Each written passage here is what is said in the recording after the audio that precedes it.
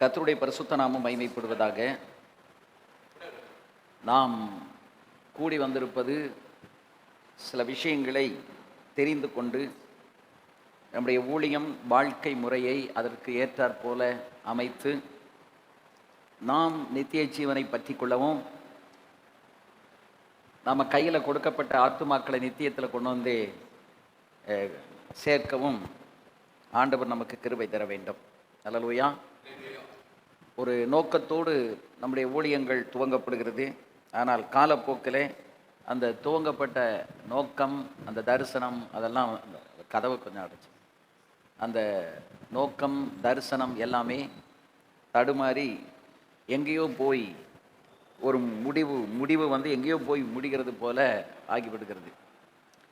இன்றைக்கு அப்படித்தான் இன்றைக்கி ஊழியங்கள் போய் கொண்டிருக்கின்றன. எதுக்கு ஊழியம் செய்கிறோங்கிறதே நிறைய பேருக்கு என்ன செய்யலை, தெரியல. நம்ம யார், நம்ம எவ்வளோ பெரிய ஊழியத்தை கர்த்தர் கையில் தந்திருக்கிறாரு, இதனுடைய பிரதானமான நோக்கம் என்ன, இந்த ஊழியத்தை ஏன் நாம் செய்யணும் அப்படின்னு சொல்லி நிறைய விஷயங்களை நாம் காலப்போக்கிலே அதை நாம் மறந்து விடுகிறோம். அதை ஒரு முறை கூட ஞாபகத்தில் கொண்டு வந்து நாம் சரியான ட்ராக்கில் போகிறோமா அப்படிங்கிறத வைத்து ஆராய்ந்து பார்ப்பதற்காகத்தான் நாம் இந்த கூட்டங்களை நாம் நடத்துகிறோம்.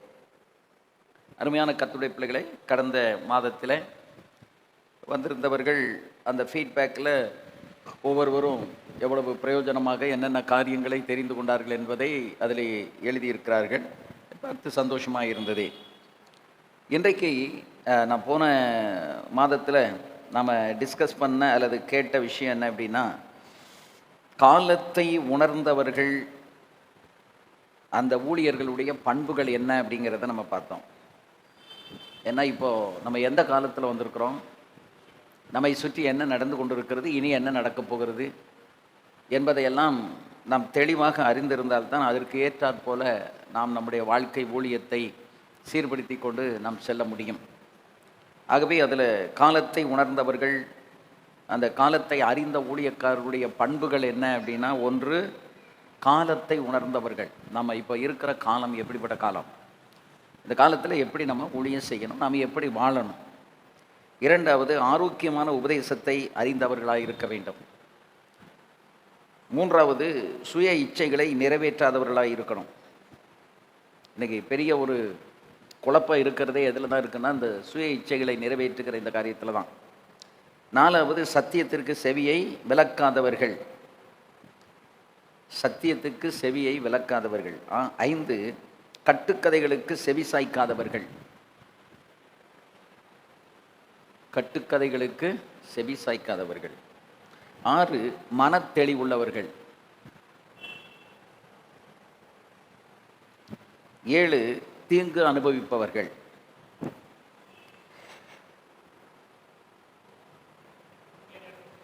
8 இந்த 7 காரியத்தை நான் போன முறை உங்களுக்கு சொன்னேன். அதில் ஒரு சில காரியங்களை விளக்கமாக பார்த்தோம் இல்லையா? எல்லாவற்றையும் பார்ப்பதற்கு நமக்கு நேரம் இல்லை. ஆனால் ஒரு சில காரியங்களை நாம் பார்த்தோம். இன்றைக்கு 2 தீமோத்தேயு 1ஆம் அதிகாரம் 4 முதல் 6 வசனங்களிலிருந்து 2 தீமோத்தேயு 1ஆம் அதிகாரம் 4 முதல் 6 வசனங்கள். யாராவது ஒருவர் எடுத்தத பகுதியை கொஞ்சம் வாசிங்க பார்ப்போம்.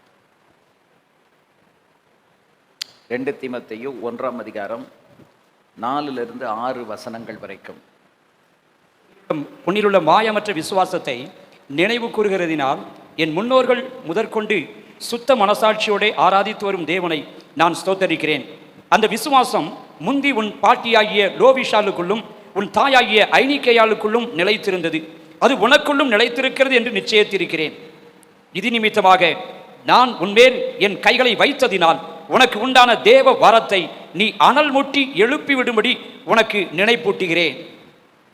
இந்த 4, 5, 6 இந்த 3 வசனத்தில் ஒரு பர்சனல் அட்ரஸ், ஒரு தனிப்பட்ட விதத்தில் தீமோத்தேயுக்கு பவுல் சொல்லுகிற ஒரு பர்சனலைஸ்டு வேர்ட்ஸ், தனிப்பட்ட விதத்திலே சொல்லப்பட்ட சில வார்த்தைகளை நாம் இங்கே கவனிக்கிறோம்.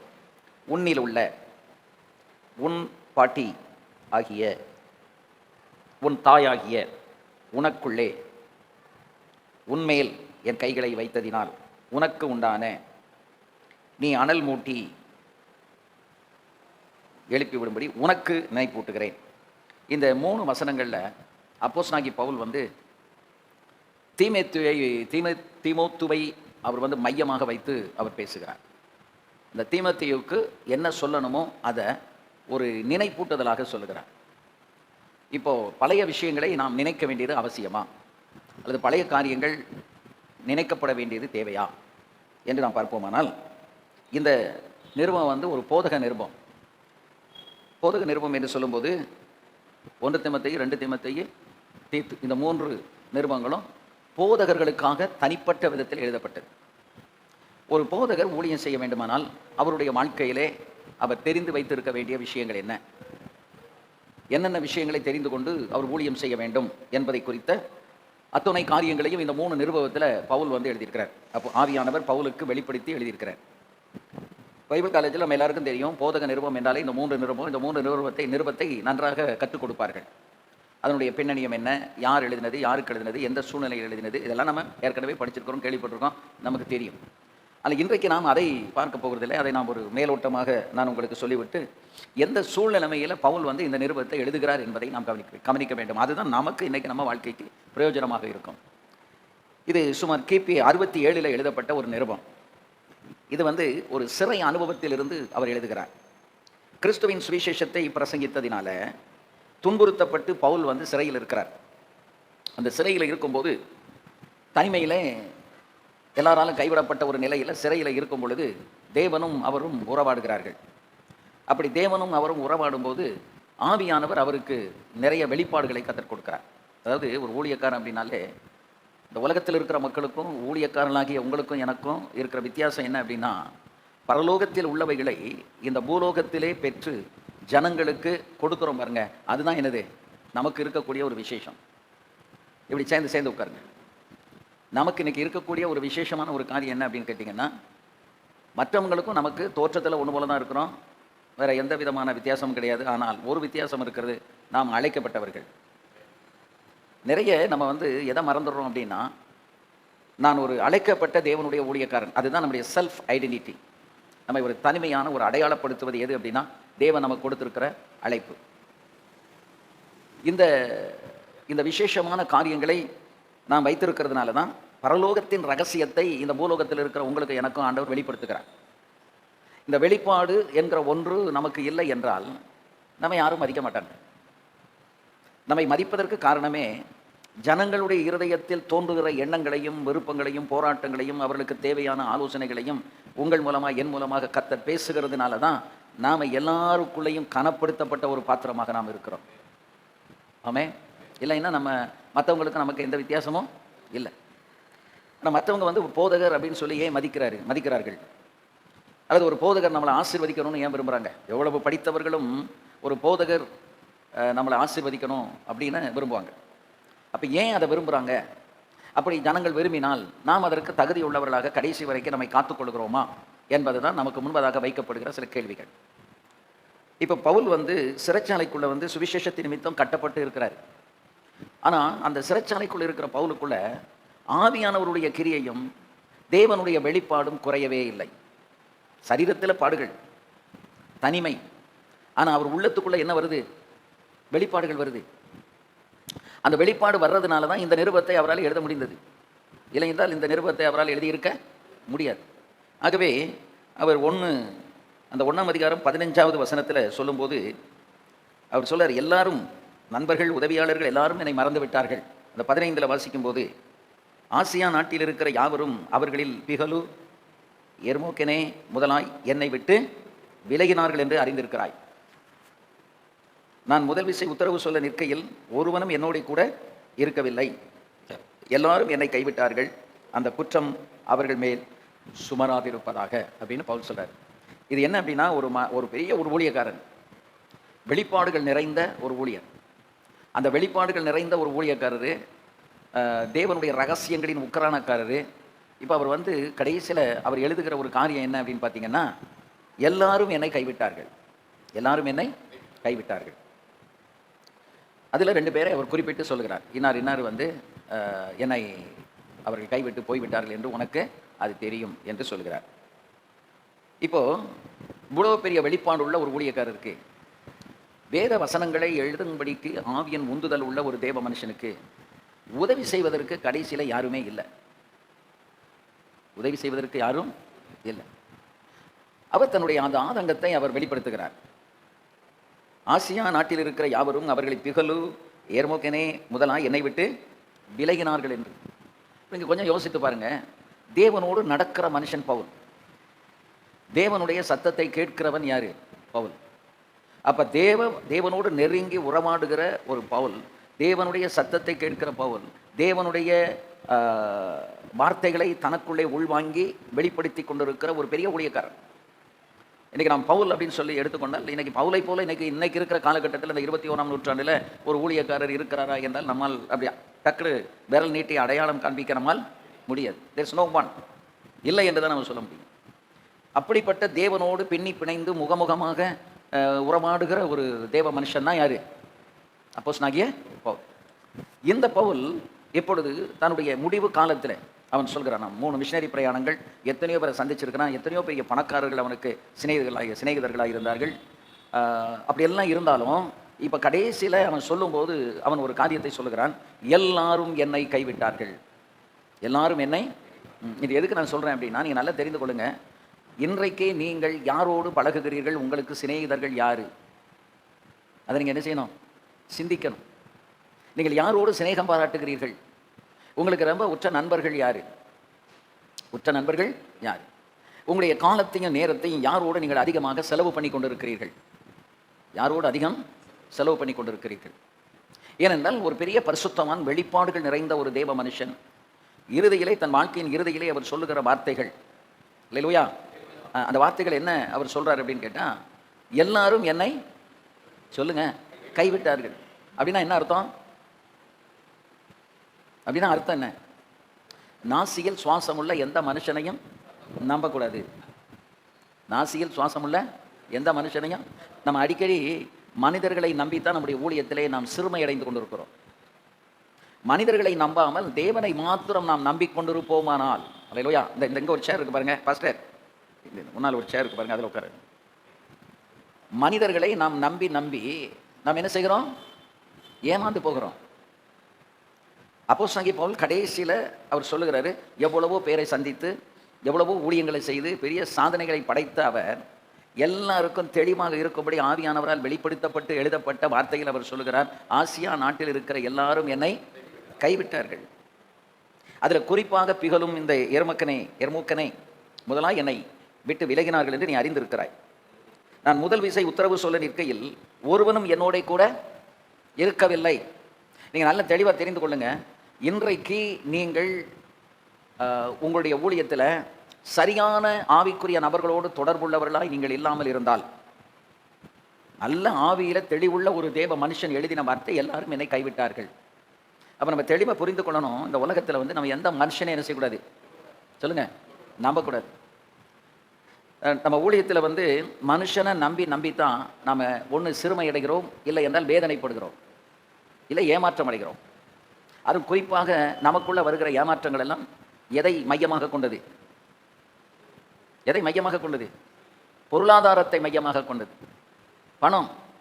அந்த பணத்தினால தான் மனுஷன் ஊழியக்காரர்கள் ஏமாற்றப்படுகிறார்கள், நாம் ஏமாறுகிறோம், இல்லையா? இந்த பணத்தில் மட்டும் நீங்கள் ஏமாறாமல் இருந்தால் நம்ம குணமே அதிகமாக கெட்டு போகாது. குணமே அதிகமாக கெட்டு போகாது. நம்முடைய வல்லமை இழக்க மாட்டோம். நமக்குள்ள இருக்கிற அபிஷேகத்தை நாம் இழப்பதற்கு காரணமாக இருப்பது எது? பொருளாதாரம். ஒன்று பணம் நிறைய இருக்கிறது, இன்னொன்று பணம் இல்லாமல் இருக்கிறது. இந்த ரெண்டு பக்கம், ரெண்டு எக்ஸ்ட்ரீமில் போகாமல் இந்த ரெண்டுக்கும் ஒரு மைய பகுதியிலே நாம் நிற்கிறோமா என்று பார்க்கணும். அதையும் பவுல் தெளிவாக சொன்னார், போதும் என்கிற மனதோடு கூடிய தேவ பக்தியே மிகுந்த ஆதாயம். எனக்கு என்ன தேவையோ கர்த்தர் எனக்கு அதை தருகிறார், அவர் என்னை அருமையாக நடத்துகிறார், அந்த ஒரு சாட்டிஸ்ஃபேக்ஷன் நமக்கு இருக்கணும். அவர் என்னை கைவிடவில்லை. மனுஷர்கள் எல்லாரும் கைவிட்டார்கள், ஆனால் அங்கே என்னை தேவனும் கைவிட்டார்னு அவர் என்ன செய்யலை எழுதுற. அப்படின்னா என்ன அர்த்தம்? மனிதர்கள் எல்லாரும் கைவிட்டாலும் யாரும் கைவிடலை, கர்த்தர் தேவன் என்னை அழைத்தவர் கைவிடவில்லை என்று அங்கே வலியுறுத்த விரும்புகிறார். அப்போ இன்றைக்கு நாம் எப்படி நடந்து கொள்கிறோம், நாம் எப்படி இருக்கிறோம்? யாரும் நம்மை ஆவியிலே நம்மை ஏமாற்றுகிறார்களா? அல்லது ஏமாற்றப்படுகிறோமா? இன்றைக்கி நான் ஒரு 54 வருட அனுபவத்தில் நான் சொல்கிறேன், நிறைய ஊழியக்காரர்கள் ஏமாற்றப்பட்டும் ஏமாந்து கொண்டும் இருக்கிறார்கள். இன்னும் அவர்களுக்கு அந்த தெளிந்த புத்தி இல்லை. எதில்லை? தெளிந்த புத்தி இல்லை. ஆனால் தீமோத்தேயுக்கு பவுல் எழுதும்போது நீ மனத்தெளிவுள்ளவனாக இரு என்று சொல்கிறார். தெளிவு வந்து எங்கே இருக்கணும்? மனசில் இருக்கணும். இந்த மனசுங்கிறது தான் இருதயம், அதுதான் புத்தி. நம்ம புத்தியில் என்ன இருக்கணும்? தெளிவு இருக்கணும். அந்த தெளிவு இருக்கணும்னா நான் யார் முதல்ல நமக்கு தெரியும். நான் யார்? என்னை அழைத்தவர் யார்? நான் யாருக்கு ஊழியம் செய்கிறேன்? என் கையில் எப்படிப்பட்ட ஒரு ஊழியத்தை கத்தர் கொடுத்துருக்கிறார்? தேவ சித்தத்தின்படி நான் ஊழியம் செய்கிறேனா அல்லது ஏன் விருப்பத்தின்படி நான் ஊழியம் செய்கிறேனா? ஊழியத்தில் வந்து இன்றைக்கி ஒரு மையப்பகுதியில் வந்த பிறகு நிறைய பேருக்கு இந்த ஊழியத்தை தொடர்ந்து செய்வதற்குரிய விருப்பம் இல்லை. ஏன் இந்த ஊழியத்துக்கு வந்தேன் என்று அவர்கள் சிந்தித்து கொண்டிருக்கிறார்கள். அதற்கு மெயின் காரணமாக இருப்பது வந்து ஆவி. நமக்குள்ளே இருக்கிற ஆவி. இப்போ நான் இருக்கிறேன் அப்படின்னா எனக்குள்ளே இருக்கிற ஆவி வந்து என்னை எப்பொழுது உற்சாகப்படுத்தி கொண்டே இருக்க வேண்டும். சரீரத்தில் வியாதிகள் வரலாம், பிரச்சனைகள் வரலாம், கஷ்டங்கள் வரலாம், அது நமக்கு ஒரு மேட்டரே இல்லை. ஆனால் நமக்குள்ளே இருக்கிற ஆவியில் நம்ம என்ன செய்து விடக்கூடாது? சோர்ந்து விடக்கூடாது. ஆவியில் நம்ம சோர்ந்து போனோம் என்று சொன்னால் ஆட்டோமேட்டிக்காக நம்ம ஊழியத்தில் ஒரு தொய்வு வந்துடும். அப்போ ஆவியில் நாம் தோய்ந்து போகாமல் இருக்கணும் அப்படின்னா நம்ம அந்த பரிசுத்தாவியினுடைய நிறைவுக்குள்ளேயே இருந்துக்கிட்டே இருக்கணும். ஆனால் இன்றைக்கு இந்த 21ஆவது நூற்றாண்டில் இப்போ இருக்கிற இந்த காலகட்டத்தில் இந்த அபிஷேகத்தின் நிறைவு என்பது அப்படியே குறைந்து இன்றைக்கு இல்லாமலே போய்விட்டது பெந்தகோஸ்து சபைகளிலே. உங்களுக்கு இதை நான் நினைப்பூட்டுவதற்கு காரணம் என்னென்னா, நாம் இந்த ஆவியினுடைய போக்கில் போகாமல் ஆவியினுடைய அபிஷேகம் நிறைவுக்குள்ளே இல்லாமல் போனால் கொஞ்ச நாளையில் இருக்கடம் தெரியாமல் போயிடும். நம்ம கட்டின கட்டடம் இருக்கும், ஆனால் நாம் என்ன செய்ய மாட்டோம்? இருக்க மாட்டோம். ஏன்? நாம் அடுத்த தலைமுறைக்கு எதை விட்டு போகிறோம் என்பது மிக முக்கியம். அடுத்து இப்போ பவுல் வந்து தீமோத்தேயை அவ்வளவு நம்பிக்கையோடு அவனுக்கு எழுதுகிறார்.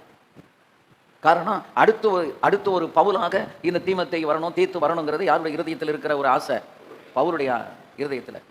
இப்போ நீங்கள் ஒரு தீமோத்தேயுவை டியூன் பண்ணிக்கிட்டு இருக்கிறீங்களா? ஒரு தீத்துவை நீங்கள் டியூன் பண்ணிக்கிட்டு இருக்கிறீங்களா? அல்லது உங்களோட வைத்து அவர்களை உருவாக்கி கொண்டு இருக்கிறீர்களா?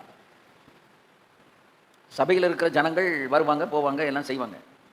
ஆனால் நாம் வந்து ஒரு சீஷத்துவ முறையில் நமக்கு பின்னால் நம்முடைய பெயரை சொல்லக்கூடிய ஒரு நபரை நாம் உருவாக்க வேண்டும்.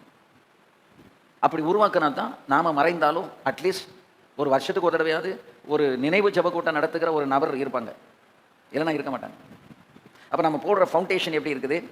நம்ம அதில் உருவாக்குகிற நமக்கு பின்னால் நம்முடைய ஊழியத்தை செய்வதற்கும் அல்லது இந்த நமக்கு பின்னால் சத்தியத்தில் உருவாக்கப்பட்டவர்கள் யார் யார், அவங்களை எப்படி நம்ம உருவாக்கி கொண்டு வந்து இருக்கிறோம் என்பது மிக முக்கியமான ஒன்று, சிந்திக்க வேண்டிய ஒன்று. இப்போ நாம் வந்து யாரை உருவாக்க முடியும் அல்லது உருவாக்கக்கூடியவங்களுடைய தன்மைகள், குணங்கள் எப்படிப்பட்டவங்களும் நம்ம கையில் வச்சு உருவாக்கலாம். ஏன்னா கொஞ்சம் லிஃப்ட் பண்ணி விட்டா அவன் நம்ம எல்லா நேரத்தில் நமக்கு அகேன்ஸ்டாக பேட் வைக்கான்.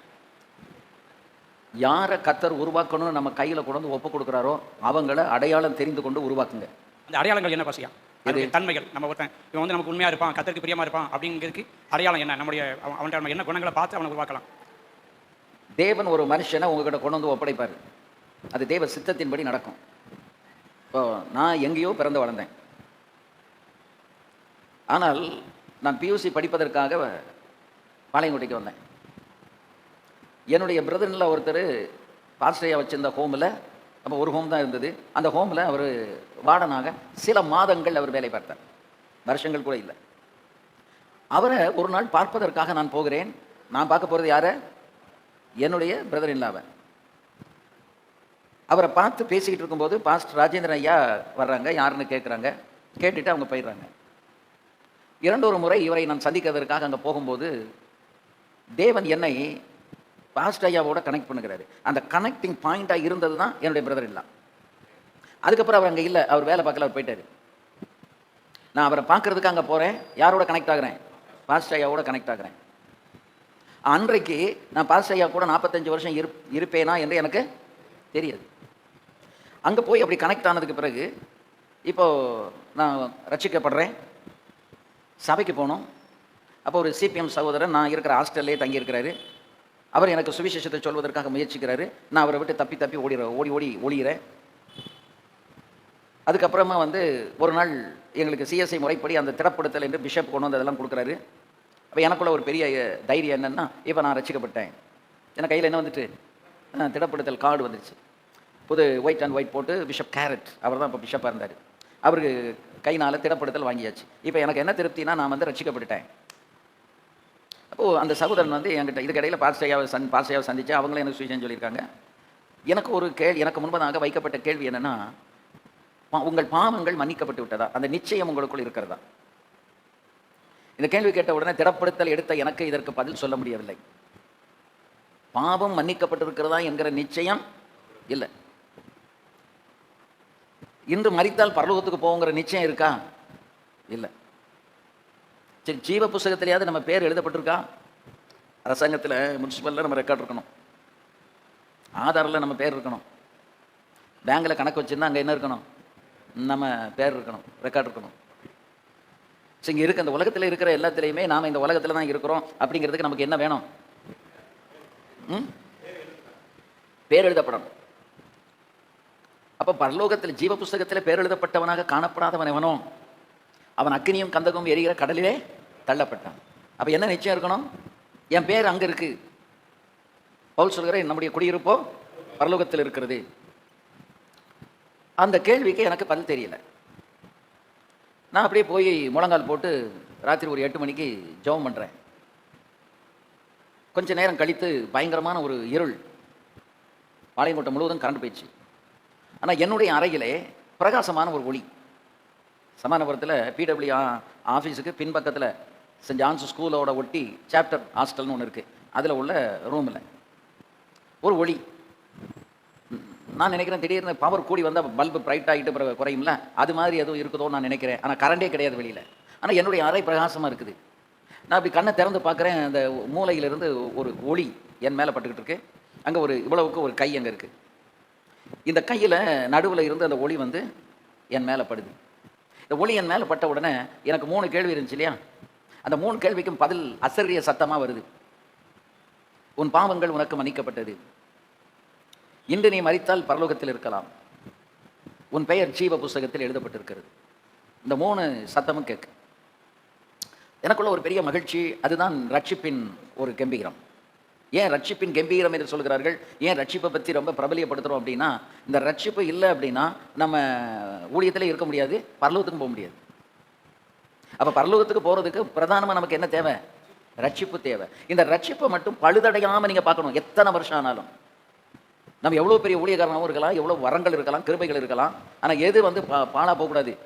ரட்சிப்பு வந்து பாழா போகக்கூடாது. ரட்சிப்பு என்பது என்ன? பாவ மன்னிப்பு, பாவத்திலிருந்து மீட்பு. இப்போ அதையே நான் வலியுறுத்தி சொல்கிறேன் அப்படின்னா, பாவத்திலிருந்து மீட்கப்பட்ட அநேக பரிசுத்தவான்கள் என்று பெயர் பெற்றவர்கள் இன்னைக்கு எதை இழந்திருக்கிறார்கள்?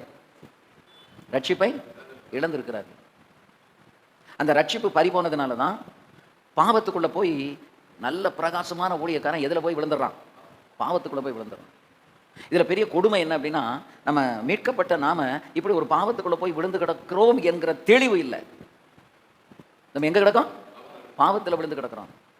சரி, அந்த தெளிவாக இருக்குதா அப்படின்னா அந்த தெளிவும் இல்லை. ஏன்னா மனுஷனுக்கு தெளிவை கொடுக்கிறவர் யாரு? நம்ம படிக்கிற இந்த பாடத்திட்டங்கள் வந்து அறிவைத்தான் கொடுக்கும்.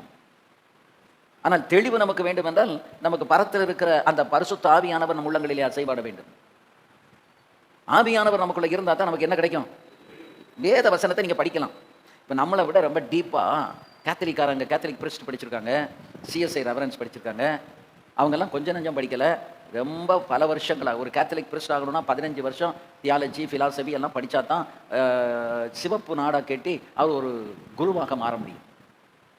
அதுபோல் ஒரு சிஎஸ்ஐயில் ஒரு ரெவரண்டாக வரணும் அப்படின்னா அவர் ஒரு அட்லீஸ்ட் ஒரு பிஏ, பிஎஸ்சி, பிகாம், எம்ஏ ஏதோ ஒரு டிகிரி முடிச்சிருக்கணும் பேசிக்காக. அது படிக்கலை அப்படின்னா பைபிள் காலேஜில் அவங்களுக்கு என்ன கொடுக்க மாட்டாங்க? சேர்க்கவே மாட்டாங்க, இடமே கொடுக்க மாட்டாங்க. அவர் படித்து முடிச்சுட்டு ஒரு குருவானவர் ஒரு சர்ச்சில் ஒரு கோயில் கூட்டியாக அந்த குருவானவருக்கு சும்மா எடுபடி வேலை பார்த்துக்கிட்டு ஒரு வருஷம் 2 வருஷம் இருக்கணும். அதுக்கப்புறம் தான் அவர் ரெக்கமெண்ட் பண்ணுவார் கல்கத்தாவுக்கோ, மதுரைக்கோ, அல்லது பூனாவுக்கோ, பெங்களூருக்கோ, அந்த 2-3 தியாலஜிக்கல் கல்லூரி இருக்கிறது அங்கே ரெக்கமெண்ட் பண்ணி அனுப்புவாங்க. அங்கே 3 வருஷம் படிச்சுட்டு வந்து பிடி முடிச்சுட்டு வந்து திரும்பவும் ஒரு ஐயருக்கு கீழே வந்து என்ன செய்யணும்? ஒரு 3 வருஷம் இருக்கணும். அப்போ அவருக்கு அரை பட்டம் கொடுப்பாங்க. திரும்ப ஒரு 3 வருஷம் இருந்த பிறகு என்ன கிடைக்கும்? முழு பட்டம் கிடைக்கும். அப்போ முழுமையாக ஒரு போதகர், ஒரு ரெவரண்ட், அது கருப்பு நாடாக கட்டி அவர் வந்து முன்னால் ஆல்டரில் நின்று பிரசங்கம் பண்ணணும்னா என்ன செய்யணும்? எத்தனை வருஷம்? 6, 3, 9 1 ஒரு 10 வருஷம் குறைஞ்சது இருந்தால் தான் எங்கே வந்து நிற்க முடியும்? புல்பீட்டில் வந்து முன்னால் நிற்க முடியும். இப்போ நம்ம எத்தனை வருஷம் இறையியல் கல்லூரியில் படிச்சிருக்கிறோம், ட்ரைனிங் எடுத்துருக்கிறோம். இப்போ இவ்வளவு நான் இதை எதுக்கு சொல்ல வந்தேன்னா, இவ்வளவும் படித்த பிறகும் அவங்களுக்கு வெளிப்பாடுகள் இருக்கிறதா என்றால் வெளிப்பாடு இல்லை. வரங்கள் கிரியை செய்கிறதா என்றால் அதுவும் இல்லை. அவங்க அந்த ஆவியின் எல்லைக்குள்ளேயே போக மாட்டாங்க. அறிவோடு, அண்டர்ஸ்டாண்டிங், புத்தியோடு அதோடு நின்றுடுவாங்க. அதாவது படிப்பு, பட்டம், அறிவு அதோடு அந்த அந்த செக்மெண்ட்டில் அப்படி நின்றுவாங்க. அவங்க எங்கே போகிறதில்ல, அபிஷேகம் கிருபை என்கிற அந்த எல்லைக்குள்ளே அவங்க வர்றதில்லை. அப்போ அந்த அபிஷேகம் கிருபை என்கிற அந்த எல்லைக்குள்ளே வர ஏமா இப்படி முன்னால் வந்து உட்காருங்க. அந்த எல்லைக்குள்ளே நாம் போகாமல் படிப்பு, அறிவு, பட்டம் என்கிற அந்த அந்த எல்லைக்குள்ளேயே நின்று விடுகிறார்கள். அதையும் தாண்டி நம்மை ஊழியத்துக்கு அழைத்து ஸ்டார்டிங்கில் உங்களுடைய ஊழியங்கள் எப்படி இருந்தது? ஒரு ஊரில் போய் ஆண்டவர் நமக்கு காட்டின இடத்துல போய் நம்ம ஊழியத்தை துவைக்க ஒன்றுமே இல்லாத இடத்துல நம்ம ஊழியம் செய்து ஆத்துமாக ஆதாயம் பண்ணி ஒரு ஸ்ட்ரக்சரை எஸ்டாப்ளிஷ் பண்ணிடுறோம். கட்டடம் அல்ல, ஆத்துமாக்கள். அந்த அளவுக்கு நமக்கு ஆண்டவர் என்ன கொடுக்குறாருன்னா, அழைப்பு, கிருபை, அபிஷேகம், வரங்கள் கொடுக்க போய் தானே நம்ம ஊழியத்தில் வந்து ஒன்று ஸ்தாபிக்க முடிஞ்சது.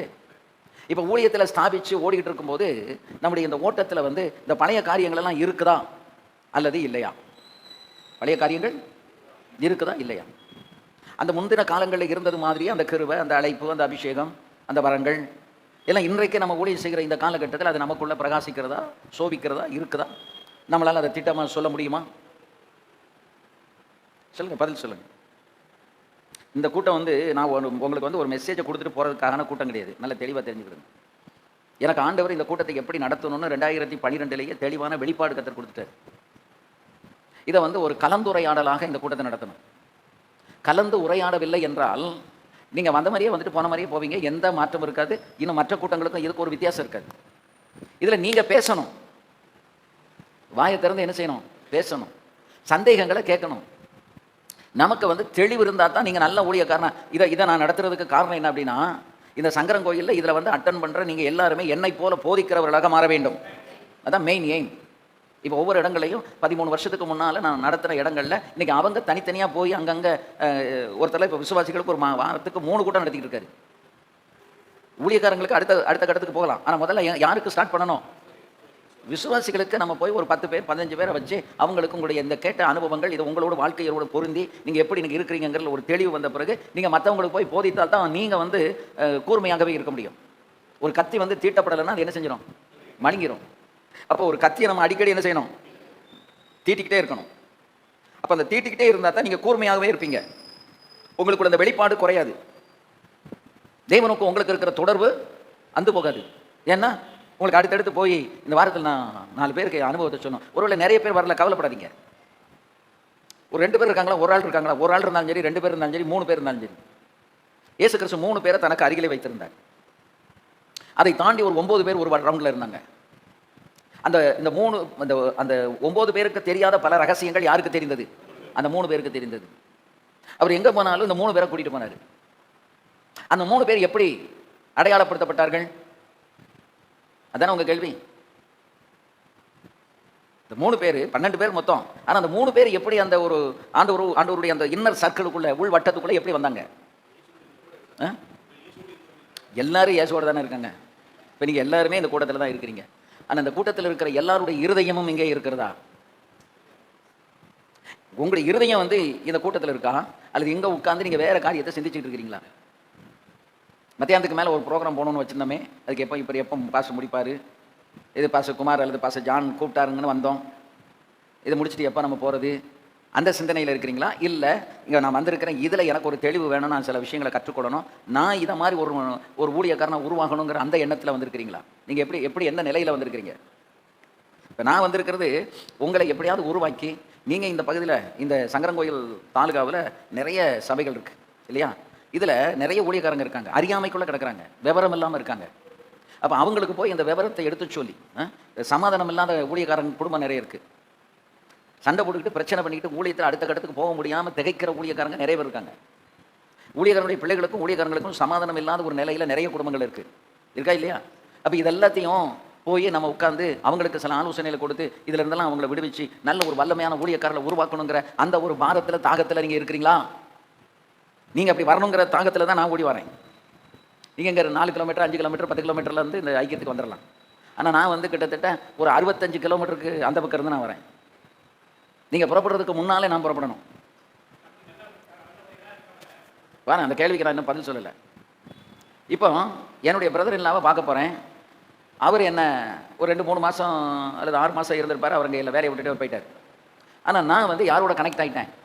பாசையாவோட கனெக்ட் ஆகிட்டேன். அப்போ அந்த கனெக்ஷனை எப்படி கற்று கொண்டு வர்றாரு பார்க்குறீங்களா? தேவனா கொண்டு வந்து இணைப்பார். இந்த கூட்டம் இது வந்து 16வது கூட்டம். மொத்தம் 16 இடத்துல இந்த கூட்டம் ஒவ்வொரு மாதமும் நடக்குது. நான் எங்கேயுமே பெரிய நோட்டீஸ் அடித்து வால் போஸ்ட் அடித்து ஒட்டி எனக்கு ஆண்டவர் அப்படி சொல்லவே இல்லை.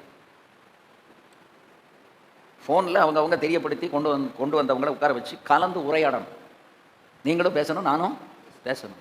உங்களுக்கு இருக்கிற சந்தேகங்கள், குடும்பத்தை, மனைவியை பற்றி, பிள்ளைகளை பற்றி, ஊழியத்தை பற்றி, உபதேசத்தை பற்றி என்னென்னலாம் சந்தேகங்கள் இருக்குது, இதை எல்லாத்தையும் தெளிவுபடுத்தி நம்ம ஒரு தெளிச்சலுக்குள்ளே வரக்கூடிய ஒரு கூட்டம் தான் இந்த கூட்டம். ஆமென். அப்போ ஏன் அப்படின்னா, இந்த தெளிவு இல்லாமலே போனால் கொஞ்ச நாளையில் நம்ம மங்கி இருக்கிற இடம் தெரியாமல் போயிடும். அதுக்கு தான் நான் இந்த பகுதி எடுத்தேன். அவ்வளவு வெளிப்பாடுகளும் வல்லமையான ஊழியத்தை செய்த பவுல் எழுதுறாரு, எல்லாரும் என்னை கைவிட்டார்கள். இன்னைக்கு நீங்கள் நம்பிக்கிட்டு இருக்கிறவங்களாம் உங்களை கைவிடுவாங்க.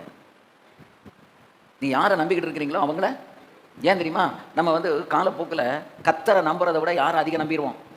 மனுஷனை அதிகமாக நம்பிடுவோம். ஆனால் அப்படி அதிகமாக கர்த்தரை விட்டு மனுஷனை நம்பினவங்க எல்லாருமே எனக்கு தெரிய புலம்பிக்கிட்டு அழுதுகிட்டு கண்ணீர் வடிச்சிட்டு இவங்க நம்பி இத்தனை வருஷம் நான் இருந்தேன், என்னையும் உருவாக்கலை, என்னை வளரவும் விடலை, என் ஊழியத்தில் நான் இப்படியே வாழ்க்கையில் நான் நாசமாயிட்டேன்னு புலம்புறவங்க நிறைய பேர் இருக்காங்க. நிறைய பேர் இருக்கிறாங்க. அவங்கெல்லாம் இப்போ வந்து இந்த கூட்டத்தில் ஒருத்தர் வந்து கோயில்பட்டியில் மீட்டிங்க்கு வரும்பொழுது இதை போல தான் புலம்பிக் கொண்டு வந்தார். என்னுடைய மைத்துனரோடு சேர்ந்து அவருக்கு நான் கார் ஓட்டிக்கிட்டு நான் அவருக்கு ஊழியத்தில் உதவியாக இருந்து இத்தனை வருஷம் ஆச்சு, எனக்குன்னு ஒரு ஊழியம் இல்லை, எனக்குன்னு ஒரு ஊழியத்தை கட்டவும் இல்லை, நான் எந்த விதத்தில் ஒரு முன்னேறலை, அது முன்னேறதுக்கு உண்டான வழி அவர் சொல்லி கொடுக்கவும் இல்லை அப்படின்னு வந்து கண்ணீர் விட்டார். இன்றைக்கி அவர் ஒரு கூட்டத்தை இதை மாதிரி என்னை கூப்பிட்டு நடத்திக்கிட்டு இருக்காரு. இப்போ ஒரு கிட்டத்தட்ட ஒரு 4-5 வருஷமாக நடத்திக்கிட்டு இருக்கிறோம். இப்போ அவர் ஏரியாவில் பார்த்தீங்கன்னா அவர் பிரபல்யமாயிட்டார். யார் எடுத்தாலும் அவர் பேரைத்தான் சொல்கிறாங்க. ஏன்? அவர் அந்த அளவுக்கு எல்லாருக்கும் உதவி, அதாவது உதவினா என்ன, பண உதவிகள் அல்ல, போய் ஃபிசிக்கலாக போய் நிற்கிறது, ஒரு பிரச்சனை போய் நிற்கிறது, அவங்களுக்கு சில இது. இப்போ அவர் சொன்னால் டக்குன்னு ஒரு 10-20-30 ஊழியக்காரங்க காரணம் வந்து கூடியிருந்தாங்க. இப்போ அவருக்குன்னு ஒரு 3-4 இடத்துல ஊழியம் இருக்குது. இதெல்லாம் எப்போ வந்தது? என்னை அவர் சந்தித்த பிறகு அவருக்கு நான் தெளிவு கொடுத்தேன். அந்த தெளிவு அந்த கூட்டத்தில் உட்காந்து அவர் கேட்கும்போது இந்த தெளிவடைந்த உடனே அவர் என்கிட்ட சில கேள்விகளை கேட்டார். அந்த கேள்விகளுக்கெல்லாம் பதில் சொன்னேன். பதில் சொன்னதுக்கு பிறகு அப்போ நாங்கள் ஒவ்வொரு மாதமும் கிட்டத்தட்ட அந்த இடத்துலேருந்து எங்கள் ஊர்லேருந்து இங்கே வர்றது ரொம்ப சிரமம், அதனால் நாங்கள் இருக்கிற இடத்துலையே நீங்கள் இதை மாதிரி ஒரு கூட்டம் வந்து நடத்தக்கூடாதா என்று கேட்டு, நடத்தலாம், நீங்கள் ஏற்பாடு பண்ணுங்கள், நடத்துவோம். இப்போ அந்த கூட்டத்தை நடத்தினதில் அவருக்கு வந்து அவரை பற்றின தெளிவு கிடச்சிட்டு, அதாவது செல்ஃப் ரெவலேஷன், தனிப்பட்ட நம்மை குறித்த ஒரு வெளிப்பாடு, நாம் யார் அப்படிங்கிற வெளிப்பாடு இருக்கணும். அப்போ தன்னை குறித்த ஒரு வெளிப்பாடு இப்போ அவருக்கு வந்துருச்சு.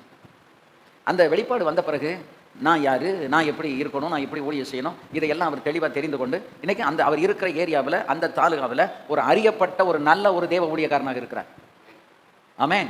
அடுத்தது இப்போ சமீபத்தில் பார்த்தீங்கன்னா, திடீர்னு ஒரு நாள் அதிகாலையில் எனக்கு வண்டி ஓட்டுற என்னுடைய அசிஸ்டன்ட் தம்பி எனக்கு ஃபோன் பண்ணி அந்த பாஸ்டருடைய பேரை சொல்லி அவங்க மகன் இறந்து விட்டார் ஸ்டேட்டஸ் வச்சுருக்காங்க. என்னடா சொல்கிற? ஆமையா, இறந்துட்டாங்க. உடனே பாஸ் ஏசாஸுக்கு ஃபோன் பண்ணி, ஏசாஸ் அது என்ன எனக்கு விசாரிச்சு எனக்கு சொல்லுங்கள். உடனே இவர் ஃபோன் பண்ணி கேட்டுட்டு, ஆமாம் பாஸ், நூட்டி பொழுதுல ஒரு மரணம், குழந்தை பிறந்து 6 மாதம் கையில் இருக்குது, சிந்திக்கவே முடியல. ஆராதனையை முடிச்சுட்டு பாஸ் ஏசாஸ் நானும் அந்த அடக்கத்துக்கு போனோம்.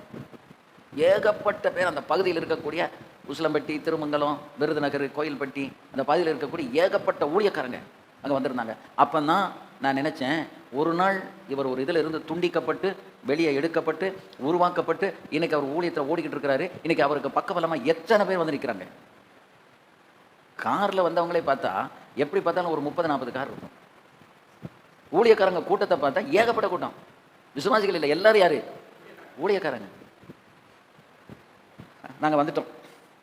எனக்கு இவர் எப்படி இதில் இருந்து எழும்பி வெளியே வரப்போகிறார், அதாவது ஒரு மனிதனுடைய ஆவிக்குரிய பலத்தை குறித்து நான் பேசிக்கிட்டு இருக்கிறேன். ஒரு மனுஷனுடைய ஆவிக்குரிய பலன். அப்போ ஒரு மனுஷன் ஆவிக்குரிய ஜீவியத்தில் பலனாக இருக்கிறானா இல்லையா என்பதை எது சோதித்து பார்க்கும் தெரியுமா? நமக்கு வருகிறதான சோதனைகளும் இந்த மாதிரி வந்து உபத்திரவங்களும் மரணங்களும். நான் அடுத்த மாதம் அவர் இடத்துக்கு போகிறேன்.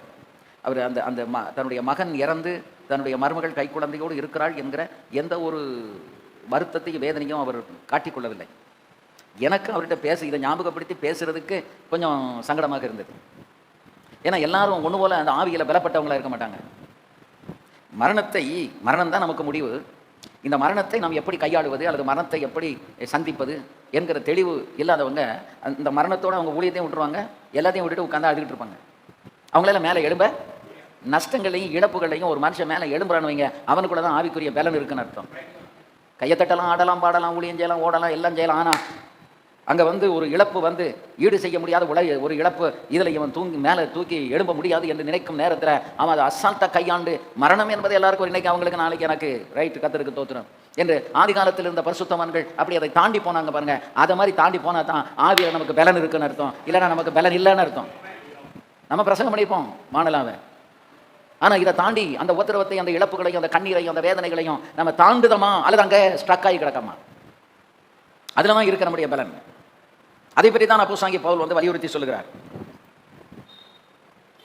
ஆகவே மனுஷனுடைய நிலை, யதார்த்தமான நிலை, நம்ம யாரை நம்புறோமோ அவர்கள் ஒரு நாள் சொல்லுங்க, வாய் திறந்து சொல்லுங்க, கைவிடுவார்கள். ஏன் பவுல் சொல்றாரு கைவிட்டார்கள்? ஏங்க நீங்க பவுலை விடவா நீங்களும் நானும் பெரிய பரிசுத்தவான்? சொல்லுங்க.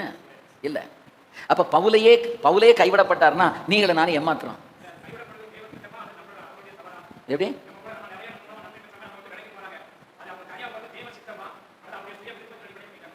அது அவங்க இப்போ நம்மளை விட்டு விலகி போகிறாங்கன்னு வைங்களேன், இதை போய் ஆராய்ச்சி பண்ணுறது நல்லதா அல்லது நான் அடுத்த கட்டத்துக்கு நகர்ந்து போகணும்னு நினைக்கிறது நல்லதா? எது நல்லது? மனத்தெளிவு இல்லாதவன் இதை போய் என்ன செய்வான்? உட்காந்து 4 பேர்கிட்ட ஆலோசனை கேட்டு அவன் தன்னை கெடுத்துக்கிட்டு இருப்பான். மைண்டில் இதுதான் ஏறிக்கிட்டே இருக்கும். ஒருத்தர் என்ன சொல்லுவார், இத்தனை வருஷம் உங்க கூட இருந்துட்டு இப்படி உங்களை கைவிட்டுட்டு போகக்கூடாது, என்னப்பா சார் இப்படி போயிட்டாங்க அப்படின்னு பரிதாபமாக சொல்லும்போது நம்ம என்ன செய்வோம்? இன்னும் நம்மளை பரிதாபமாக நினைப்போம். அப்புறம் இன்னொரு பாஸ்டர் வருவார், அவர் பங்குக்கு என்ன சொல்லுவார், இப்படி ஒரு துரோகம் அந்த மனுஷன் பண்ணுவான் நான் நினைக்கவே இல்லை. இதையெல்லாம் சொல்ல சொல்ல உங்களுக்கு எப்படி இருக்கும்? எரிகிற நெருப்பில் எண்ணெயை ஊற்றுற மாதிரி இருக்கும். நீங்கள் விளங்குவீங்களா, மேலே ஏறுவீங்களா, முன்னேறுவீங்களா, தாண்டுவீங்களா, என்ன செய்வீங்க? இதில் ஸ்டக் ஆகி உட்காந்துருவான். துக்கம் விசாரித்த மாதிரி துக்கம் விசாரிப்பாங்க. ராஜபாளையத்தில் ஒரு பாஸ்டர் ஒரு பிரான்ச்சை ஓப்பன் பண்ணி ஒரு ஊழியக்காரனை போட்டு அவனுக்கு எல்லா உதவிகளும் செய்துக்கிட்டு இருந்தார். சபைக்கு தெரிஞ்சு பாதி தெரியாமல் பாதி நிறைய உதவிகளை செய்தார். அவன் என்ன பண்ணான், அந்த அவர் இருக்கிற ஸ்தாபன தலைவர்கிட்ட இவரை பற்றி வேண்டாதெல்லாம் சொல்லி கொடுத்து கடைசியில் அந்த ஸ்தாபன தலைவரை இவருக்கு விரோதமாக எழுப்பிட்டான். இப்போ ஸ்தாபனம் நடத்துகிறவருக்கு புத்தி தெளிவு இல்லை அப்படின்னா என்னாச்சு? இவரை பகைக்க ஆரம்பிச்சிட்டாங்க. பகைக்க ஆரம்பித்து அவனுக்கு சில நன்மைகளை செய்த உடனே அவன் இன்னும் இல்லாத போல அதெல்லாம் சொல்லி எடுத்து இவங்களுக்குள்ள பகையை உண்டாக்கின பிறகு அவர் அப்படியே நொடிஞ்சு போயிட்டார். அப்போ நான் அவர்கிட்ட சொன்னேன், இது தேவனுடைய சித்தம். இப்போ கர்த்தர் உங்களை தனியாக செயல்பட வைக்கிறார். ஏன்னா இது வரைக்கும் அந்த உங்கள் ஸ்தாபன தலைவருக்கு நீங்கள் தான் பணத்தை அள்ளி இறக்கிறீங்க. ஆத்திரம் அவசரம் வேணும் அப்படின்னா 20,000 50,000 வட்டி கூட வாங்கி கொடுக்குறீங்க. அந்த அளவுக்கு நீங்கள் எப்படி இருக்கிறீங்க? ஒன்றா இருக்கிறீங்க. இவர் சுகவீனமாக செத்துப்போமாங்கிற ஒரு நிலைக்கு தள்ளப்பட்டு மதுரையில் ஆஸ்பத்திரியில் இருக்கும்போது அந்த தலைவர் அங்கேயே தங்கி இருந்து அந்த சபையை காப்பாற்றி கொடுத்தாரு. அப்படிப்பட்ட ஒரு நல்ல மனுஷன் தான். ஆனால் இப்போ என்னாச்சு? ஃப்ரிக்ஷன் ஆகி போச்சு. இப்போ அவர் இப்படி ஆயிடுச்சு, இதோட விட்டுருங்க. தேவனாக உங்கள் 2 பேர்த்தையும் பிரிச்சிருக்காரு. ஏன்? இயேசுநாதர் மேலே வைக்க வேண்டிய பற்று, பாசம், அன்பு யார் மேலே இருக்கு? ஸ்தாபன தலைவர் மேலே வந்துருச்சு. அப்போ கண்டிப்பாக கர்த்தர் பிரிக்க மாட்டாரா? ஏன்னா நம்ம யார் மேலே நம்பணும்? யாரை நம்பணும்? கர்த்தரை தான் நம்பணும். கர்த்தருக்கு மேலே ஒரு படி நம்முடைய தலைவர் தான் எல்லாம், அவருக்கு நான் தான் அப்படின்னு அந்த பீத்தல் பெருமை அந்த ஒரு கௌரவம் எல்லாம் வந்துச்சு அப்படின்னா கந்தல்னு அப்படி நடுவில் ஒரு பிளேடை வச்சு அறுத்த மாதிரி உறவை அறுத்து விட்டுட்டு போய் வராண்டது. 2 கிழிஞ்சது, திரைச்சீலை கிழிந்தது போல. திரைச்சீலை கிழிந்தது. பாரம்பரியத்துக்கும் இனி உங்களுக்கும் என்ன இல்லை? சம்பந்தம் இல்லை. யூதனுக்கும் கிறிஸ்தவனுக்கும் என்ன இல்லை? சம்பந்தம் இல்லை. யூத முறைமைகளுக்கும் இனி கிறிஸ்துவின் முறைமைகள் வரப்போகிறதே, அந்த கிருபையின் முறைமைகளுக்கும் என்ன இல்லை? சம்பந்தம் இல்லை என்று இயேசுநாதர் சிலுவையில் இருக்கும் பொழுது அவர் கீழே இறங்கி உயிர்த்தெழுந்து வந்த பிறகு கிளியல. எங்க இருக்கும்போதே கிழிந்தது? சிலுவையில் அவர் தொங்கிக் கொண்டிருக்கும் பொழுதே அந்த திரைச்சீலை 2ஆக கிழிந்தது. எங்க உள்ளது? தேவாலயத்தில் உள்ளது. அந்த திரைச்சீலை கிழிந்த உடனே கிருபாசனத்தை இங்கிருந்து பார்க்க முடிந்தது. கிருபாசனத்துக்கு உள்ள போனா தான் பார்க்க முடியும். ஆனா இப்ப கிருபாசனத்தை எங்கிருந்து பார்க்கிறோம்? வெளியில பிரகாரத்திலிருந்தே கிருபாசனம் கண்களுக்கு தெரிகிறது. அது என்ன? தேவன் அதில் கொடுத்த வெளிப்பாடு என்ன? இனி உனக்கு ஒரு திரை அவசியம் இல்லை, இனி உனக்கு ஒரு மறைவு அவசியம் இல்லை, இனி உனக்கு ஒரு மீடியேட்டர் அவசியம் இல்லை, நீ என்னோடு கூட நேர நெருங்கி இருக்கலாம் என்று இருக்கிற மறைவை கர்த்தர் 2ஆக கிழித்தார். அல்லேலூயா. இப்போ மறைவை கிடைத்து வெளியரங்கமான கோலமானார். திரை என்றாலே மறைவு தான். இப்போ மறைக்கப்பட்டது வெளியரங்கமாயிடுச்சு. எது? கிருபாசனம். இந்த கிருபாசனத்தில் அடிக்கடி வருஷத்துக்கு ஒரு முறை போய் ரத்தம் தெளித்து கொண்டிருந்த அந்த ரத்தத்துக்கு பதிலாக இவரே கிருபாதார பலியாக சிலுவையில் தொங்கி அங்கே தெளிக்க வேண்டிய ரத்தத்தை நீக்கிறதுனால தான் இங்கிருந்து அங்கே பார்க்க முடிந்தது. ஓ, இதான் கிருபாசனமா, இதான் கேருபீன்களா. இப்ப கேருபீன்களும் சேராபீன்களும் உங்களை சுற்றி பாட ஆரம்பித்து விட்டார்கள். பெட்டியை சுற்றிலும் இருந்தவர்கள் இப்ப யாரை சுற்றி கொண்டிருக்கிறார்கள்? மீட்கப்பட்ட 120 பேரையும் சுற்றி அந்த கிருபாசனத்தில் இருக்கிற அந்த சேராபீன்களும் கேருபீன்களும் உங்களை சுற்றி இப்ப பறக்க ஆரம்பித்து விட்டது. ஆமென், அல்லேலூயா. அப்ப மறைக்கப்பட்டிருந்தது வெளியரங்கமாக்கப்பட்டு விட்டது. இப்ப நம்முடைய உறவு யாரோடு நெருங்கி விட்டது? இயேசுவோடு நெருங்கி விட்டது. அவர் முகமுகமாய் நம்மோடு வந்து பேசுகிறார். நாம் அவரோடு கூட பேசிக் கொண்டிருக்கிறோம். அல்லேலூயா. அப்ப இயேசுவை விட இந்த உலகத்துல யாரை என்ன செய்யக்கூடாது? நேசிக்க கூடாது. அப்படி நேசித்தால் இதுதான் நடக்கும். அதான் மேல இருந்து அறுத்து விட்டுருவாரு, துண்ட போயிரும். அறுக்கிறது நன்மைக்கு தான், விலகி ஓடுறது நன்மைக்கு தான், பிரித்து விடுகிறது நன்மைக்கு தான், அவங்க நம்மளை விட்டு ஓடுறது நன்மைக்கு தான். எல்லாமே அதுக்கு தான் தெளிவு இருக்கணும். இந்த தெளிவு இருந்துச்சு அப்படின்னா, இப்போ அவர் ஒரு 2 மாதம் அப்படியே பள்ளத்துக்குள்ளே கிடந்து இவன் இப்படி துரோகம் பண்ணிட்டானே, இப்படி செஞ்சுட்டானே, ஐயா நான் என்ன செய்ய? நீங்கள் ஒன்றும் செய்ய வேண்டாம், நல்ல கத்தரை தோத்திரம் பண்ணுங்க. இவனை என்னை விட்டு பிரித்ததுக்காக தோத்திரம், இந்த தலைவரை விட்டு என்னை பிரித்ததற்காக கத்தருக்கு சோத்திரம் என்று 2க்கும் கத்தரை தோத்திரம் பண்ணுங்கய்யா. அல்லேலூயா. என்ன செய்யுங்க? கத்தரை சோத்திரம் பண்ணுங்க. இந்த 2மே எதுக்காக இப்போ சொல்றாரு? ஆமா ஐயா, நீங்க அன்னைக்கு சொன்ன மாதிரி இன்னைக்கு வந்து பாருங்க, இந்த 2ம் தொலைஞ்சது நமக்கு நல்லதா போச்சு. அல்லேலூயா, ஆமென். அப்போ உங்களோட ஆண்டவர் ஒருத்தரை கொண்டு வந்து இணைக்கிறாருன்னா அதுக்கு ஒரு நோக்கம் இருக்கும். உங்களில் இருந்து ஒரு ஆளை பிரிக்கிறாருன்னா அதுக்கு ஒரு நோக்கம் இருக்கும். பிகலும் எர்மைக்கனேவும் இப்போ பவுலை விட்டு பிரிந்து போகிறார்கள் என்றால் இது தேவ சித்தமா தேவ சித்தம் இல்லையா என்று அதுக்கு போய் ஒரு நாள் உபவாசம் எடுத்துல 21 நாள் உபவாசம் எடுத்து இவங்க போனது நல்லதா கெட்டதான்னு உட்கார்ந்து பார்த்துக்கிட்டு இருந்தா நம்ம ஊழியமா போயிடும். அல்லேலூயா. அடுத்த கட்டத்தில் ஊழியத்தில் நாம் எழும்பி பிரகாசிப்பதற்கான கிருபையை தேவனிடத்தில் பெற்றுக்கொள்வதற்கு போய் உபவாசம் இருங்க. அதான் ஒரு பள்ளத்துக்குள்ள நம்ம விழுந்துட்டோம் அப்படின்னா அந்த பள்ளத்திலிருந்து எப்படி தாண்டி வர்றது? அது உங்க ஸ்பிரிச்சுவல் ஸ்ட்ரென்த்தை வச்சு தான் தாண்டி வர முடியும். ஆவிக்குரிய பலனற்றவர்கள் அதோட போயிடும். அல்லேலூயா. இன்னொரு கேள்வி வருது விஷயம். அதாவது தீமோத்தேயுவை உருவாக்கும் போது நிறைய பேருக்கு எரிச்சல் உண்டாகுது. அப்போ வந்து நம்ம தீமோத்தேயுவை உருவாக்கும் போது தீமோத்தேயுவை எல்லாரும் குறி வச்சு அவனை ஒழிக்கிறதுக்கு பார்க்குறாங்க. அப்படிப்பட்ட நேரத்தில் நம்ம எப்படி அந்த ஆளை வந்து கண்டுகொண்டோம், தெரிந்து கொண்டோம், நல்ல ஆள் உருவாக்கலாம், அவரை எப்படி நம்ம மெல்ல மெல்ல உருவாக்குறது? அவங்க மேலே எல்லாரும் எரிச்சல் ஆயிடுறாங்களே, அவங்கள கண் வச்சு வெளியே தலைக்கு முயற்சி பண்ணாங்க. அப்போஸ்தலனாகிய பவுலுக்குள் ஆவியானவருடைய வெளிச்சமும் தெளிவும் இருந்ததினால் நான் உருவாக்க வேண்டியவன் இந்த தீமோத்தேயு, இந்த தீத்து என்று தன் ஆவியலை அடையாளம் கண்டு கொண்டான். அது ஆவியலை அடையாளம் கண்டு கொண்டதுனாலையும் தேவனை இந்த 2 பேர், அதுக்கு தானே சொன்னேன், ஆவியில இணைக்கப்படுங்க, மாமிசத்தில் இணைக்கப்படாதீங்க. ஒரு மாமிச உதவிக்காக அல்ல ஒரு சப்போர்ட்டுக்காக அல்லது இப்படிப்பட்ட ஏதாவது ஒரு மாம்ச சம்பந்தமான காரியத்துக்காக போய் ஒருத்தரோட போய் நீங்கள் இணைஞ்சிங்கன்னா அந்த இணைவு ரொம்ப நாளைக்கு செல்லுபடி ஆகாது. செல்லுபடி. இப்போ இந்த இணைப்பு செல்லுபடியாகி நீங்கள் நல்லா இருக்கணும் அப்படின்னு சொன்னால் நீங்கள் ஆவிக்குள்ளே இருக்கணும். முதல்ல எதில் இருக்கணும்? ஆவிக்குள்ளே. இந்த ஆவிக்குள்ளே இருக்கும்போது தான் நமக்கு இந்த தெளிவு ஆண்டவர் கொடுப்பார். அந்த தெளிவு நமக்குள்ள இருந்தா, அதாவது மனிதர்கள் மட்டுமல்ல, பிசாசுமே வந்து ஒரு நல்ல ஊழியக்காரனோடு நமக்கு ஒரு உறவு கிடைத்து நாம் அவர்களோடு இணைகிறோம் என்று சொன்னால் பிசாசுமே வந்து விடமாட்டான்.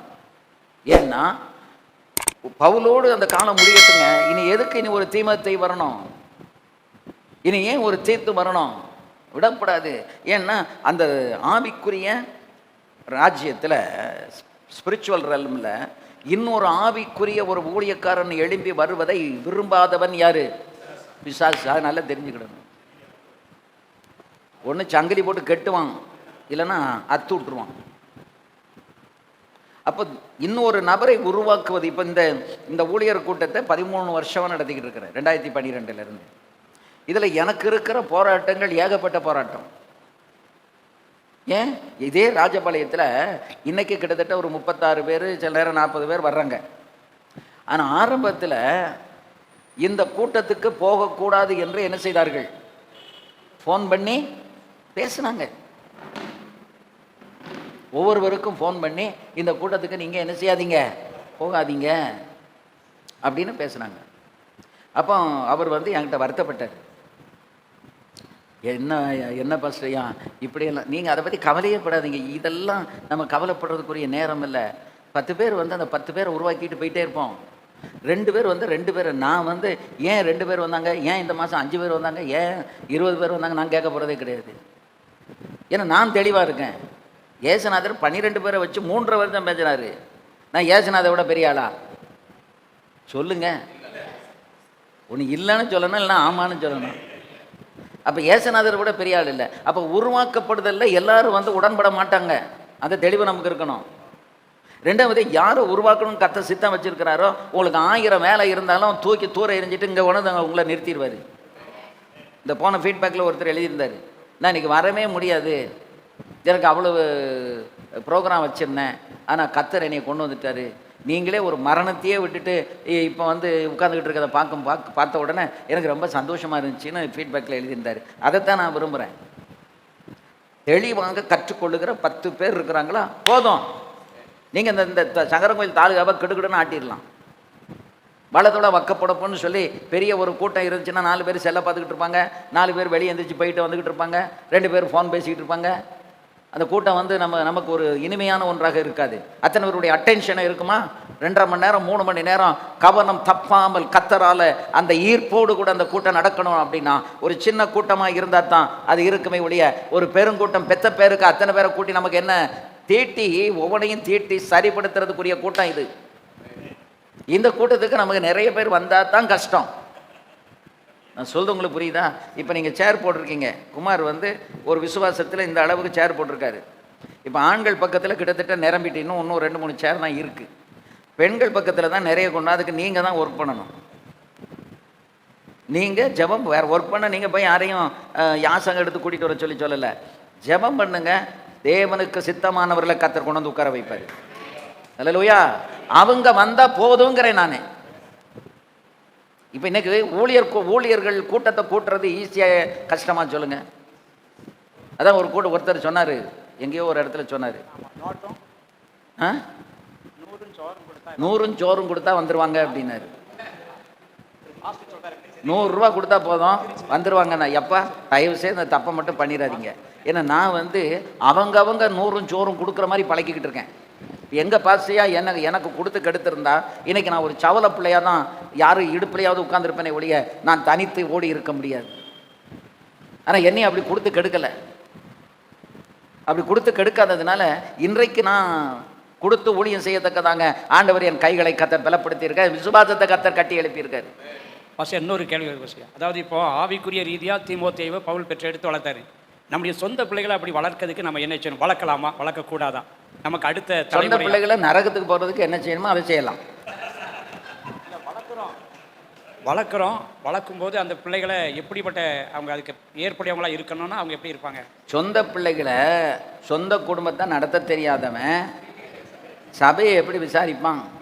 இப்போ நான் உங்ககிட்ட நான் இன்னைக்கு பேசிக்கிட்டு இருக்கேன்னா என்னுடைய பிள்ளைகள் ஏதோ ஆண்டவருடைய கிருபையினால், எங்கள் திறமையினால கிருபையினால் அவங்க ரட்சிக்கப்பட்டு ஞானம் எடுத்து அபிஷேகம் பெற்று ஊழியத்துக்கு கிடைக்கப்பட்டு 3 பேரும் 3 இடத்துல ஊழியம் செஞ்சுக்கிட்டு இருக்கிறதுனால என்னால் உங்ககிட்ட வாங்கி திறந்து பேச முடியுது. இல்லை, அப்படி வர்றதுக்கு நீங்கள் என்ன இல்லைன்னா நான் இந்த ஊழியத்தை நான் செய்ய முடியாது. அதை என் பிள்ளைகள்கிட்டே நான் சொல்லுவேன், நீங்கள் எல்லாம் கத்தருக்கு சாட்சியாக இல்லைன்னா எனக்கு கத்தர் தந்த இந்த ஊழியத்தை நான் செய்யவே முடியாது, நான் செய்ய மாட்டேன்.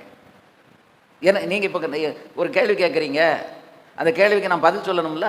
மழுப்பிட்டு போனால் உங்களை எப்படி நீங்கள் இப்படி இருங்கன்னு சொல்ல முடியும்? இது லைஃப் டிரான்ஸ்ஃபர்மேஷனுக்குள்ள கூட்டம், புரியுதா? வாழ்க்கை மறுரூபம் அடைவதற்குரிய ஒரு கூட்டம். வாழ்க்கை மறுரூபம் அடைந்தால் தான் ஊழியம் மறுரூபம் அடையும். நீங்கள் வாழ்க்கையில் 1000 ஓட்டையை வச்சுக்கிட்டு நீங்கள் ஊழியத்தை நீங்கள் செஞ்சீங்கன்னா அந்த ஊழியை எடுபடவே எழுப்படாது. அதுதான் இன்னைக்கு இருக்கிற சிக்கல். மனைவியை நேசிக்க மாட்டாங்க, புருஷனை நேசிக்க மாட்டாங்க, பிள்ளைகளை நேசிக்க மாட்டாங்க, அவங்களுக்குரிய தேவைகளை சந்திக்க மாட்டாங்க, அதை பற்றி கவனிக்க மாட்டாங்க. எனக்கு ஊழியம் இருக்குது, எனக்கு அங்கே ஊழியம் இருக்குது, எனக்கு இங்கே ஊழியம் இருக்குது, நான் அங்கே போகணும் இங்கே போகணும், அப்படியே ஓடிக்கிட்டே இருந்தால் எது வீணாக போயிடும் சொல்லுங்கள்? நம்ம குடும்பம் போயிடும், நம்ம பிள்ளைகள் போயிடுவாங்க. அப்போ நம்முடைய பிள்ளைகளுக்கு நாம் ரொம்ப முக்கியமான இடம் கொடுத்து அவர்களை உருவாக்கணும், அவங்களோட நேரம் செலவு பண்ணணும். எனக்கு ஆரம்ப காலங்களில் எங்களுக்கு அந்த 4 ஆர்ஃபனேஜ் இருந்து மிஷினரிகள் வந்து போன காலங்களில் நானே என்னுடைய குடும்பத்தில் அதிக கவனம் செலுத்த முடியலை. என் பிள்ளைகளுக்கு நான் நேரத்தை கொடுக்க முடியலை. அது இன்னும் எனக்கு ஒரு குறை இருக்கிறது, எங்கள் பிள்ளைகளுக்கும் அந்த குறை இருக்குது. ஆனால் அதற்கு பின்பு ஒரு காலம் வந்த பொழுது, ஆஹா, நாம் செய்கிறது பெரிய தவறு, நாம் இப்படி செய்யக்கூடாது என்று உணர்வடைந்து புத்தி தெளிந்து, அவனுக்கு புத்தி தெளிந்த போது அவன் என்ன சொன்னான்? இனி நான் வெக்கப்படாமல் இந்த பன்றி மேய்க்கிற அந்த ஸ்மெல்லோட அந்த வஸ்திரத்தோட நான் எங்கே போவேன்? என் தகப்பங்கிட்ட போவேன். அந்த தீர்மானம் எப்போ எடுத்தான்? புத்தி தெளிந்த போது. இனி யார் என்ன சொன்னாலும் சரி, நான் போய் எங்கள் அப்பா காலடியில் விழுந்துருவேன். அங்கே வேலைக்காரனுக்கே நல்ல சாப்பாடு இருக்குது, நான் முதலாளி மகன், எனக்கு பண்ணி திங்கிற தவிடு கூட கிடைக்க மாட்டேங்க. நான் அவரை விட்டு அந்த ஐக்கியத்தை விட்டு, அப்பாவுடைய ஐக்கியத்தை விட்டு நான் வெளியே வந்ததில்லவா தப்பு? அந்த பணத்தை முழுதும் வாரி சுருட்டிட்டு வந்து எல்லாவனும் அதை எல்லாராலையும் அவன் கைவிடப்பட்டான்.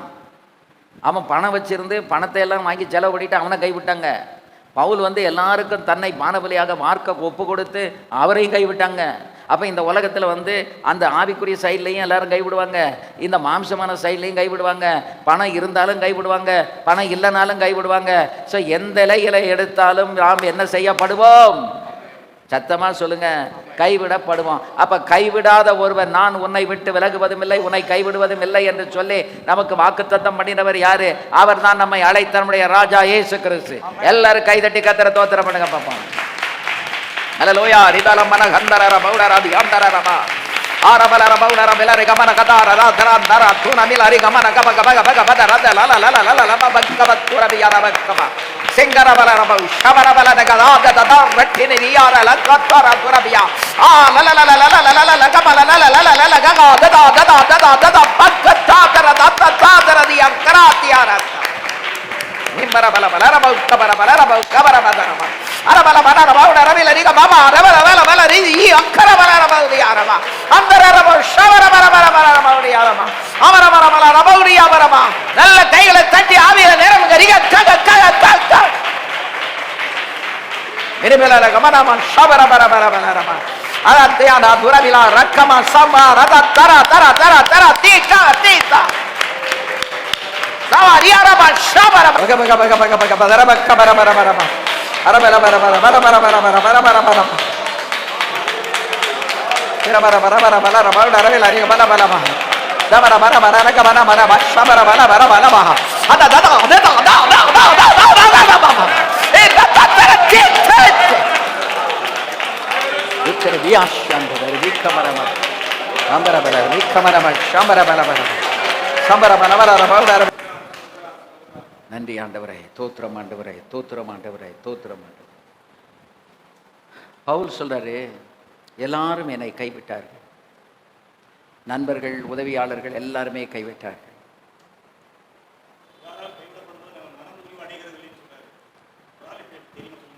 ஆமா, எப்பக்கமும் நெருக்கப்பட்டும் நாம், அது ஏன் அப்படின்னா பவுல் கர்த்தரோட நெருங்கி இருந்தார். கர்த்தரோட நெருங்கி இருந்ததுனால எல்லாரும் கைவிட்டாலும் அது அவனுக்கு ஒரு பொருட்டாக தெரியலை. எல்லாரும் கைவிட்டாலும் அது ஒரு பொருட்டாக தெரியலை. ஏன்னா அவர் யாரோட க்ளோஸாக இருந்தார்.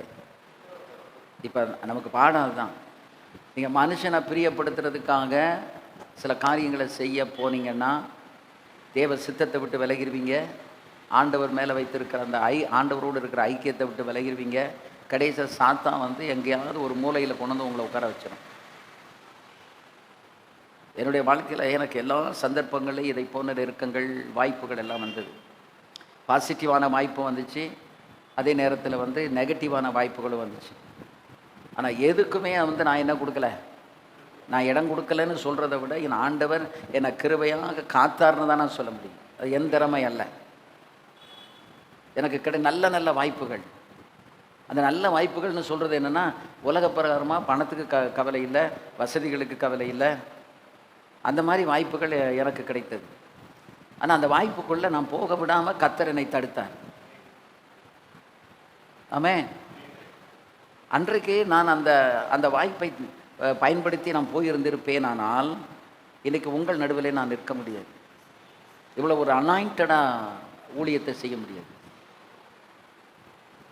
இப்போ இருக்கிறத விட அப்போ பணம், வாய்ப்புகள், வசதிகள் நிறைய இருக்கலாம். ஊழியத்துக்கு பணமும் வாய்ப்பு வசதிகளும் மட்டும் நமக்கு முக்கியம் இல்லை. நமக்கு கொடுத்த கர்த்தர் என்ன கொடுத்தாரோ கொடுத்ததை கர்த்தருக்கு கரெக்டாக பயன்படுத்தலைன்னா கணக்கு ஒப்புவிக்கணும். கணக்கு இப்போ குமாருக்கு இந்த வசதிகள்லாம் கர்த்தர் கொடுத்துருக்காரு. ஆனால் அவர் இப்போ பயன்படுத்துகிறாரு. இது பயன்படுத்தப்படாமல் சும்மா இருந்தால் இதுக்கு என்ன கொடுக்கணும்? கணக்கு கொடுக்கணும். நான் உனக்கு இவ்வளோ வசதி தந்தேன், என்ன பண்ணேன்னு கர்த்தர் கணக்கு கேட்பார். இப்போ அன்றைக்கி நம்ம என்ன செய்வோம்? தடுமாறுவோம். இப்போ எனக்கு மாடியில் நான் மலேசியாவில் போயிருக்கும்போது ஒரு வீட்டில் தங்கியிருந்தேன். அந்த வீட்டில் ஒருத்தருமே இல்லை. எல்லா வசதிகளும் அங்கே இருக்குது. ஃப்ரிட்ஜை திறந்து அந்த சாப்பிட்றதுக்குரிய fruits, bread, biscuits, butter, jam, cheese எல்லாம் உள்ளே இருக்குது. காஃபி மிஷினில் காஃபி அப்படி பட்டணம் போட்டால் போதும் காஃபி வந்துடும். பெரிய டப், பாத்ரூமே பெரிய பெட்ரூம் மாதிரி இருக்குது. எல்லாம் எந்த வசதி குறவும் கிடையாது, ஒரு ஆளும் கிடையாது. காலையில் அந்த பாஸ்டர் ராஜா என்னை கூப்பிட வந்தார். பாஸ்டர், இவ்வளோ பெரிய வீட்டில் என்னை தனியாக தங்க வச்சுட்டு போயிட்டீங்களே, இது யார் வீடு அப்படின்னு கேட்டேன். இது ஒரு சைனீஸ் ஒரு விசுவாசியினுடைய வீடு. கர்த்தர் அவங்களுக்கு ஒரு பாரத்தை கொடுத்து, இப்படி வெளிநாட்டிலேருந்து வர்றவங்க, குறிப்பாக இந்தியாவிலேருந்து வர்றவங்களுக்கு ஹோட்டல்களில் தங்க வச்சு பணத்தை விரயம் பண்ண வேண்டாம் அப்படின்னு அவங்க இந்த வீட்டை வாங்கி இதை அவங்க கொடுத்துட்டு அவங்க சிட்டிக்குள்ளே ஒரு சின்ன வீட்டில் அவங்க குடியிருக்காங்க. அந்த வீட்டில் அவ்வளோ வசதிகள்லாம் ஒன்றும் கிடையாது. ஆனால் அவங்களுக்கு ஒரு தரிசனம். அந்த வார்த்தையை அவர் சொல்லிக்கிட்டு இருக்கும்போது தான் எனக்கு மைண்டில் கர்த்தர் ஒரு தரிசனத்தை கொடுத்தாரு. இங்கே எப்படி ஊழியக்காரர்களை வரவேற்கப்படுவதற்குரிய வாய்ப்புகளை இவங்க செய்து வச்சுட்டு போய் ஒரு சின்ன வீட்டில் உட்காந்துக்கிட்டு இருக்காங்களோ, அதுபோல் நீ போன உடனே உங்ககிட்ட இருக்கிற வசதியில் 2 ஊழியக்காரர் தங்கிறதுக்கு நீ ஏற்பாடு பண்ணுன்னு அந்த தரிசனத்தை உள்ளத்தில் கர்த்தர் கொடுத்தார். வந்த உடனே எங்கள் சர்ச்சோட ஒரு கெஸ்ட் ஹவுஸ் இருக்குது, அதை நீட் பண்ணி 2 கட்டில் போட்டு அதில் வர்றவங்கள தங்க வச்சோம். அப்புறம் மாடி எடுத்து மாடியில் 4 பெட்ரூம், ஒரு குறைஞ்சது ஒரு 30 பேர் தங்கலாம், அவ்வளோ வசதிகளை மேலே செஞ்சு எல்லாத்தையும் ஏற்பாடு பண்ணி வச்சோம். ஒன்றை பார்க்கும்போது அதிலிருந்து நமக்கு ஒரு தரிசனம் பிறக்கிறது. ஏன்னா வாங்கி வச்சுக்கிட்டு இருக்கிறது பெருசு இல்லை, அதை சரியாக கர்த்தருக்காக பயன்படுத்தலைன்னா கணக்கு ஒப்புவிக்கணும், கணக்கு கொடுக்கணும். அந்த கணக்கு கொடுக்க நீங்கள் ரெடியாக இருந்தால் தான் நீங்கள் ஆண்டவர்கிட்ட வாங்கி அதை சரியாக பயன்படுத்த முடியும். இல்லைனா நம்மக்கிட்ட கர்த்தர் கொடுத்துட்டு ஆண்டவர் கணக்கு கேட்கும்போது நான் அன்றைக்கி கைவிடப்பட்டவர்களாக, நிற்கதி உள்ளவர்களாக நிற்போம். நம்ம பலத்துக்கு நல்ல சுகம் தந்திருக்கார் பாருங்க, அதுக்கு நம்ம கணக்கு கொடுக்கணும். நமக்கு ஒரு கார் வசதி தந்திருக்காரா, அதுக்கு கர்த்தர் கணக்கு கொடுக்கணும். வீடு தந்திருக்காரா, சர்ச்சு தந்திருக்காரா, எல்லாத்துக்கும் என்ன கொடுக்கணும்? கணக்கு ஒப்புவிக்கிறவர்களாக இருக்கிறோமே. வீணான வார்த்தைகள் மட்டுமில்லை, பணம் கொடுத்தா பணத்துக்கும் நம்ம கணக்கு ஒப்புவிக்கணும். எல்லாத்தையும் வாங்கி நம்மளே சுயத்தில் நம்ம செலவு பண்ணிவிட்டு அப்படி உட்காந்துக்கிட்டு இருக்கிறதுக்காக அல்ல. எல்லாத்துக்கும் என்ன ஒப்புவிக்கணும்? அவர்கிட்டருந்து வாங்குகிற ஒவ்வொரு பைசாவுக்கும் நம்ம கணக்கு கொடுக்கணும். இப்போ இந்த தெளிவுகள் இன்றைக்கி எத்தனை பேருக்கு இருக்குது? நம்ம பீத்துறதுக்கும் பெருமை பாராட்டுறதுக்காக ஆண்டவர் நமக்கு வாய்ப்புகளையும் வசதிகளையும் கர்த்தர் கொடுக்கல. அது அப்படியே கர்த்தருக்கு திரும்ப ரீயூஸ் பண்ணிக்கிட்டே இருக்கணும். அதுக்கு தான் நான் எங்கள் வீட்டில் அடிக்கடி கெஸ்ட்டுகள் தங்கினாங்கன்னா எனக்கு சந்தோஷமாக இருக்கும். ஏன்னா அந்த அந்த அந்த ரூம்ஸு, அதில் போட்டிருக்கிற கட்டில், மெத்தை, வசதிகள் எல்லாமே பயன்படுத்தப்பட்டுக்கிட்டு இருக்கு. அப்போ நமக்கு எப்படி இருக்குது? மன நிறைவாக இருக்குது. பேர்டனாக இருந்தாலும் மன நிறைவாக இருக்குது. இப்போ பாசமாக எனக்கு 100க்கு 100 கோஆப்ரேட் பண்ணுறதுனால எத்தனை கெஸ்ட்டு வந்தாலும் சரி உபசரித்து அவங்கள பார்த்து எடுத்து பராமரித்து அனுப்பிட்டே இருப்பாங்க.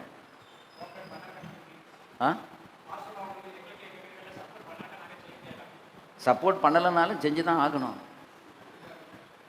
சப்போர்ட் பண்ண வைக்கணும். சப்போர்ட் பண்ணலைன்னா நம்மளாவது பாரத்தை சுமக்கணும்ல. அது கிடைக்கலையோ ஒன்று ஆக்கி கொடுக்கணும்னா ஹோட்டல்லையே அதை வாங்கி கொடுக்கணும். ஆ? ஆமாம், கொடுத்தாருன்னா அதை திரும்ப அவருக்கு யூஸ் பண்ணணும்ல. இப்போ நம்மளை அழைத்திருக்கிறார் அப்படின்னா, இப்போ நான் வந்து ஒரு வாலிப பையனா என்னை தெரிந்தெடுத்து ரட்சித்து அழைத்து ஒரு நல்ல மூத்த போதகர் கையில் கொண்டு 45 வருஷம் கொடுத்து உருவாக்கி சில வாய்ப்புகள் வசதிகள் எல்லாம் தந்து வச்சுருக்காருன்னா, ஈஸி சேரில் படுத்து காலுக்கு மேலே கால் போட்டு இப்படி தூங்குறதுக்காக தந்திருக்காரு? சொல்லுங்க. அதை உள்ளத்தில் கத்தர் கொடுத்ததை கொண்டு போய் நிறைய உள்ளங்களில் கொட்டணும். அதை கொட்டாமல் வச்சுக்கிட்டு இருந்தால் புழு பிடிச்சிடும். வானத்திலிருந்து மன்னா வந்தது. அந்த மன்னாவை அவர்கள் என்ன செய்ய வேண்டும்? அன்னன்னைக்கு அவங்க சாப்பிட்டு முடிக்கணும். அதை மீதி வச்சா என்ன செய்யும்? புழு பிடிச்சிடும், கெட்டு போகும். அப்போ தேவன் நமக்கு தந்திருக்கிறவைகளை நாம் சேர்த்து சேர்த்து வைக்கிறது இல்லை. அதை எடுத்து கத்தருக்காக, கத்தருடைய நாமத்தின் மகிமைக்காக, கத்தருடைய ஊழியக்காரங்களுக்காக அதை நம்ம பயன்படுத்தணும். அதை பயன்படுத்தும் போது தான் நமக்கு ஒரு பெரிய திருப்தி. சரி, கத்தர் நமக்கு தந்ததை ஒழுங்காக பயன்படுத்திக்கிட்டு இருக்கோம், அவர் நாமத்தை மகிமைப்படுத்திக்கிட்டு இருக்கோம். அவருடைய நாமத்தை நம்மளும் மகிமைப்படுத்துகிறோம், நமக்கு உண்டானவைகளை கொண்டும் நம்ம மகிமைப்படுத்துகிறோம். ஆமே.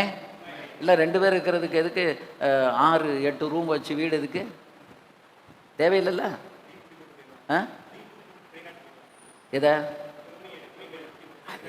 அது கொண்டு போகிறாங்கன்னா அவங்க சில அனுபவப்பட்டிருப்பாங்க. ஃபஸ்ட்டு கட்டில் பெட்ஷீட்டை தூக்கிட்டு போயிருப்பாங்க, கட்டில் தூக்க முயற்சி பண்ணியிருப்பாங்க, அதனால அவங்க பூட்டி போட்டு போவாங்க. அது நடக்கு. நம்ம அதை அனுபவிச்சுட்டு வரணும்னு நினைக்காம அதை தூக்கிட்டு வரணும்னு நினச்சா, ஹோட்டலில் நம்ம போய் தங்குறோம், ஒரு சின்ன பொருளை நம்ம எடுத்துகிட்டு வந்தால் கூட நம்ம கணக்கில் வந்து பில் போட்டுருவோம். ஒன்றும் சொல்ல மாட்டான், வேணுங்கிறதை எடுத்துக்கிடுங்க. ஆனால் அதுக்குரிய பணத்தை யார் நம்மளை தங்க வச்சாங்களோ அவங்க பே பண்ணணும். அதுக்கு நமக்கு தெரியுமா? நம்ம காலி பண்ண உடனே நம்ம ரூமில் செக் பண்ணுவோம், டவல்ஸ் கரெக்டாக இருக்கா, பில்லோ கரெக்டாக இருக்கா, பெட் ஸ்ப்ரெட் கரெக்டாக இருக்கா, மக்கு கரெக்டாக இருக்கா, எல்லாத்தையும் பார்ப்போம். Jug, heat water, hot water பொடி கரெக்டாக இருந்துச்சுன்னா விட்டுருவோம். இல்லை ஏதாவது ஒன்று குறைஞ்சனா அதுக்கு என்ன விலையோ அதை எதில் சேர்த்துருவான்? வெளியில் சேர்த்து. நீங்கள் வீட்டை தூக்கிட்டு வந்துடுவீங்க, அவனை ஏன் தூக்கிட்டு பண்ணீங்கன்னு கேட்க மாட்டான். ஆனால் அந்த பில்லை எங்கே போயிடும்? நம்மளை கொண்டு போய் ஒரு நம்பி தங்க வச்சாங்கல்ல அவங்களுக்கு போயிடும். என்னடா இவ்வளோ தானே வரும், இது இவ்வளோ வந்திருக்கு அப்படின்னா, ஒரு வாட்டர் ஹீட்டர் 1500 ரூபாய், ஒரு பெட் ஸ்ப்ரெட் 2300 ரூபாய். உங்களுக்கு ஃபோன் பண்ணி கேட்பாங்களா? நம்ம புத்தி என்னன்னு தெரிஞ்சுக்கிடுவாங்க. நம்ம புத்தி என்னன்னு தெரிஞ்சுக்கிடுவாங்க. ரொம்ப ரொம்ப ரொம்ப ஞானமாக இருக்கணும். கத்தர் கணக்கு கேட்பாரு, கணக்கு கொடுக்கணும். அதே மாதிரி நம்ம போய் அதை அனுபவித்து கொள்ளலாமே ஒழிய அதை எடுத்துக்கொண்டு வர வேண்டும் என்று நாம் நினைக்க கூடாது, முடியாது. ஆமென். ஆகவே மனுஷனுடைய யதார்த்தமான நிலை, இந்த யதார்த்தமான நிலை இப்படி இருக்கிறதுனால இந்த உலகத்தில் யாரையும் என்ன செய்யக்கூடாது? சொல்லுங்க. இல்லை நம்பலாமா? நம்புங்க, மோசம் போவீங்க. நீங்கள் மோசம் போகக்கூடாதுங்கிறதுக்காகத்தான் ஆவியானவர் யாரையும் என்ன செய்யாதம்மா, நாசில் சுவாசம் உள்ள எந்த மனுஷனையும் நம்பாதன்னு ஆண்டவர் நமக்கு சொல்கிறார். ஆமென். இப்போ பவுலுக்கு வந்து மரண நேரம் சமீபித்து விட்டது. நான் 2 தீமோத்தேயு 4ஆம் அதிகாரம் 6வது வசனத்தில் அவர் சொல்லுகிறார், ஏனென்றால் நான் இப்பொழுதே வான பலியாக என்ன செய்யப்படுகிறேன்? வார்க்கப்பட்டு போகிறேன். நான் தேகத்தை விட்டு பிரியும் காலம் வந்தது. தேகத்தை விட்டு பிரியும் காலம் வந்தது. அப்போ இந்த சூழ்நிலைமையில், எல்லாரும் கைவிட்ட சூழ்நிலைமையில் தனக்கும் மரணம் சமீபித்து வரும் என்கிற நிச்சயம் ஏற்பட்ட போதும் அவர் வந்து தைரியத்தை விடலை. ரொம்ப தைரியமாக அவர் இருக்கிறார், பயப்படவில்லை, தோல்வியடையவோ இல்லை. ஆனால் அதற்கு எதிர்மாறாக தனக்கு தீமோத்தேயுவின் மேல் இருந்த நம்பிக்கையும் மன உறுதியும் அவர் இழந்து விடலை. அவருக்கு ஒரு நம்பிக்கை இருந்தது, சரி என் காலம் முடிந்தது, நான் போகிறேன். ஆனால் எனக்கு பின்னால இந்த ஊழியத்தை செய்வதற்கு யார் இருக்கிறார்? ஒரு தீமோத்தேயு இருக்கிறார். ஆமென். ஒரு தீமோத்தேயு. அருமையான கர்த்தருடைய பிள்ளைகளே, இப்போ எங்கள் அப்போஸ்தலர் பாஸ்டர் டாக்டர் ராஜேந்திரன் போயிட்டாங்க. ஆனால் இப்போ நான் வந்து 2012 இருந்து பல உதாரணங்களுக்கு அவர்களைத்தான் நான் சொல்லிக்கொண்டே வருகிறேன். ஸோ அவர்கள் மறக்கப்படவில்லை. அவர்கள் என்ன செய்யப்படலை? மறக்கப்படலை. நிறைய வாழ்க்கையில் நிறைய இம்பேக்ட், அவங்களுடைய லைஃப் வந்து எனக்கு நிறைய இம்பேக்ட் ஆகிருக்கு. அப்போ அதை வந்து நான் என்ன செஞ்சுக்கிட்டே இருக்கேன், இப்போ ஷேர் பண்ணிகிட்டே இருக்கேன், நான் சொல்லிகிட்டே இருக்கேன். அப்போ அவர்களால் நான் உருவாக்கப்பட்டது 45 வருஷம் ஒரே ஒருத்தருடைய ஒரு தலைவருடைய கையில் இருந்து உருவாக்கப்பட்டதனுடைய விளைவு நீங்கள் அநேகருக்கு பிரயோஜனமான பாத்திரமாக கர்த்தர் உங்களை மாற்றுவார். 5 வருஷத்துக்கு ஒரு ஸ்தாபனம், 5 வருஷத்துக்கு ஒரு தலைவர், 2 வருஷத்துக்கு ஒரு தலைவர், எலெக்ஷன் மாதிரி போயிட்டே இருந்தால் சீரழிஞ்சு சின்ன பின்னமாக போயிட்டே இருக்க வேண்டியதான். ஆனால் தலைவர்களா நாங்களா மாறி மாறி போகிறதுக்கு எங்களை வளர்க்கிற ஆவிக்குரிய தகப்பனார் காரணம் அல்லது நாங்கள் காரணமா? மனத்தெளிவுள்ள ஊழியக்காரன் வந்து தலைவன் என்ன செய்தாலும் சவண்டு இதான் தேவசித்தம்னு அங்கே இருப்பாங்க. தேவசித்தம் இல்லாத ஒரு காரியத்தை தலைவர் சொன்னா, தேவசித்தம் இல்லாத ஒரு காரியத்தை சொல்ல மௌனம் சாதித்து அப்படியே ஒதுங்குவார்கள். தூக்கிடுவாங்களே, வெளியே வரட்டிடுவாங்களே. அவங்கள விரட்டினா பிரச்சனை இல்லை. ஜெபம் பண்ணணும், ஆண்டவரே இவர்கள் என்னை விரட்டுகிறார்கள், நான் வெளியே போவது உமக்கு சித்தமானால் என்னை கொண்டு போகணும்னு ஒப்பு கொடுத்துடணும். கத்தருக்கு சித்தம்னா கத்தர் விரட்டிடுவார். நீ எதுக்கு இங்கே இருக்க? அதுதானே சொல்லியிருக்கு. இவர்களை விட்டு நீ விலகுன்னு தானே சொல்லியிருக்கு. அப்போ சிலரை விட்டு என்ன செய்யணும்? விலகணும். இன்னைக்கு நமக்கு விலக தெரியலை. உண்மையை நான் சொல்கிறேன், நீங்கள் வந்து சரியான ஒரு ஆவிக்குரிய சிநேகிதர்களுக்குள் இருக்க வேண்டும். நல்ல ஒரு ஆவிக்குரிய ஐக்கியத்துக்குள்ளே இருக்கணும். அடுத்து கத்தரை விட்டு நீங்கள் விலகக்கூடாது. இந்த உலக பிரகாரமான எந்த ஒரு பொருளுக்காக யாருக்கிட்டையும் ஏமாந்துடாதீங்க. இன்னைக்கு ஊழியக்காரங்களை பகடக்காயாக பயன்படுத்தி அவங்களுடைய அந்த ஊழியக்காரனுக்கு இருக்கிற கொஞ்ச நஞ்ச கிருபையும் போக்கடிக்கிற ஊழியங்கள் நிறைய நடந்துகிட்டு இருக்கு. சொல்கிறவங்களுக்கு விளங்குதா? நீங்கள் அப்படி போய் ஒரு வலைக்குள்ளே சிக்கிறீங்கன்னா உங்களுக்குள்ளே இருக்கிற அபிஷேகமும் கிருபையும் போயிடும். வேறு ஒன்றும் இல்லைங்க. இப்போ ஒரு நபர் எப்படி இருக்காருன்னு, ஒரு ஆவிக்குரிய நபராகவே இருக்கலான்னு வைங்களேன், அவங்க எப்படி இருக்கிறாங்கன்னு நமக்கு தெரியாது. ஏன்னா நீங்கள் ரொம்ப நெருங்கி பழகலை, அப்பப்போ தான் பழகிட்டு இருக்கிறீங்க. இப்போ அப்பப்போ பழகிட்டு இருக்கிற நீங்கள் அவங்களோடு தொடர்ந்து ட்ராவல் பண்ணுறீங்க, அவங்களோடு நீங்கள் பழகிட்டு இருக்கீங்க, போகிறீங்க வாரீங்க, அவங்க வராங்க போகிறாங்க எல்லாம் செய்கிறாங்க. அவங்களுக்குள்ள என்ன ஆவி கிரியை செய்யுதுங்கிற பகுத்தறிவு உங்களுக்கு இருந்துச்சுன்னா நீங்கள் தப்பிடலாம். இவங்களுக்குள்ள என்ன ஆவி இருக்குது அது எப்படி நீங்கள் கண்டுபிடிப்பீங்க? ஒரு ஊழியக்காரனுக்குள்ள என்ன ஆவி கிரியை செய்யுதுன்னு எப்படி கண்டுபிடிப்பீங்க? கனி, அவருடைய செயல், சொல்லு, வார்த்தை, அவர் பேச்சு, நடக்க, இதில் இருந்தே இவங்களுக்குள்ள என்ன ஆவி இருக்குன்னு கண்டுபிடிச்சிடலாம். அப்போ இப்படிப்பட்ட ஆவி இருக்கிறவங்களோட நம்ம வந்து தொடர்ந்து போனால் அந்த ஆவி தானே நமக்குள்ளே வரும். சொல்லுங்க, அந்த ஆவி தானே வரும். அப்போ அதனால நமக்கு லாபம் இருக்கலாம், ஆராட்டு இருக்கலாம். ஏங்க இந்த உலகத்தில் ஒரு பெரிய நித்திய ராஜ்யத்துக்காக இந்த உலகத்தில் தியாகம் பண்ண வேண்டியதை தியாகம் பண்ணி அவரை போய் பிடிக்கணும், அது எப்படி அதை பெற்றுக்கொள்ளணுங்கிற நோக்கமே இல்லை. நான் உலகத்தையும் அனுபவிப்பேன், எனக்கு அது வேணும்னா ஆண்டவர் கேட்குற ரெண்டே ஒன்று தான். ஒன்று அது, இல்லைன்னா இது. நீ அங்கே வரணுமா அல்லது இங்கே இருக்கணும்? அங்கே வரணும் அப்படின்னா அதுக்கு நீ நிறைய தியாகம் பண்ணணும். ஏன்னா உனக்காக ஒன்றே அங்கே கொண்டு வர்றதுக்காக நான் நிறைய தியாகம் பண்ணியிருக்கேன். நிறைய தியாகம் நான் உயிர் தியாகமே பண்ணியிருக்கேன். என்ன பண்ணியிருக்கேன்? என் உயிரையே உனக்கு கொடுத்துருக்கேன். இதை விட நான் உனக்கு என்ன செய்ய? அப்போ என் உயிரவே கொடுத்து உன்னை ரட்சித்து உன்னை கொண்டு வந்து வச்சிருக்கும் போது நீ அந்த நித்திய ராஜ்யத்தை பற்றின சிந்தனை இல்லாமல் இன்னும் இந்த உலகத்தை நான் அனுபவிக்கணும், மற்றவங்க என்ன சொல்லுவாங்க, அவங்க என்ன சொல்லுவாங்கன்னு அதுக்கு நேரம் உன்னுடைய கண்களை திருப்பினீங்கன்னா உனக்கு மேலே வர்றதுக்கு எப்படி இடம் கொடுப்பார் அவர்? அந்த நித்திய ராஜ்யத்தை அல்லது நித்திய ஜீவனை பற்றிக்கொள் அப்படின்னு சொல்லாரு.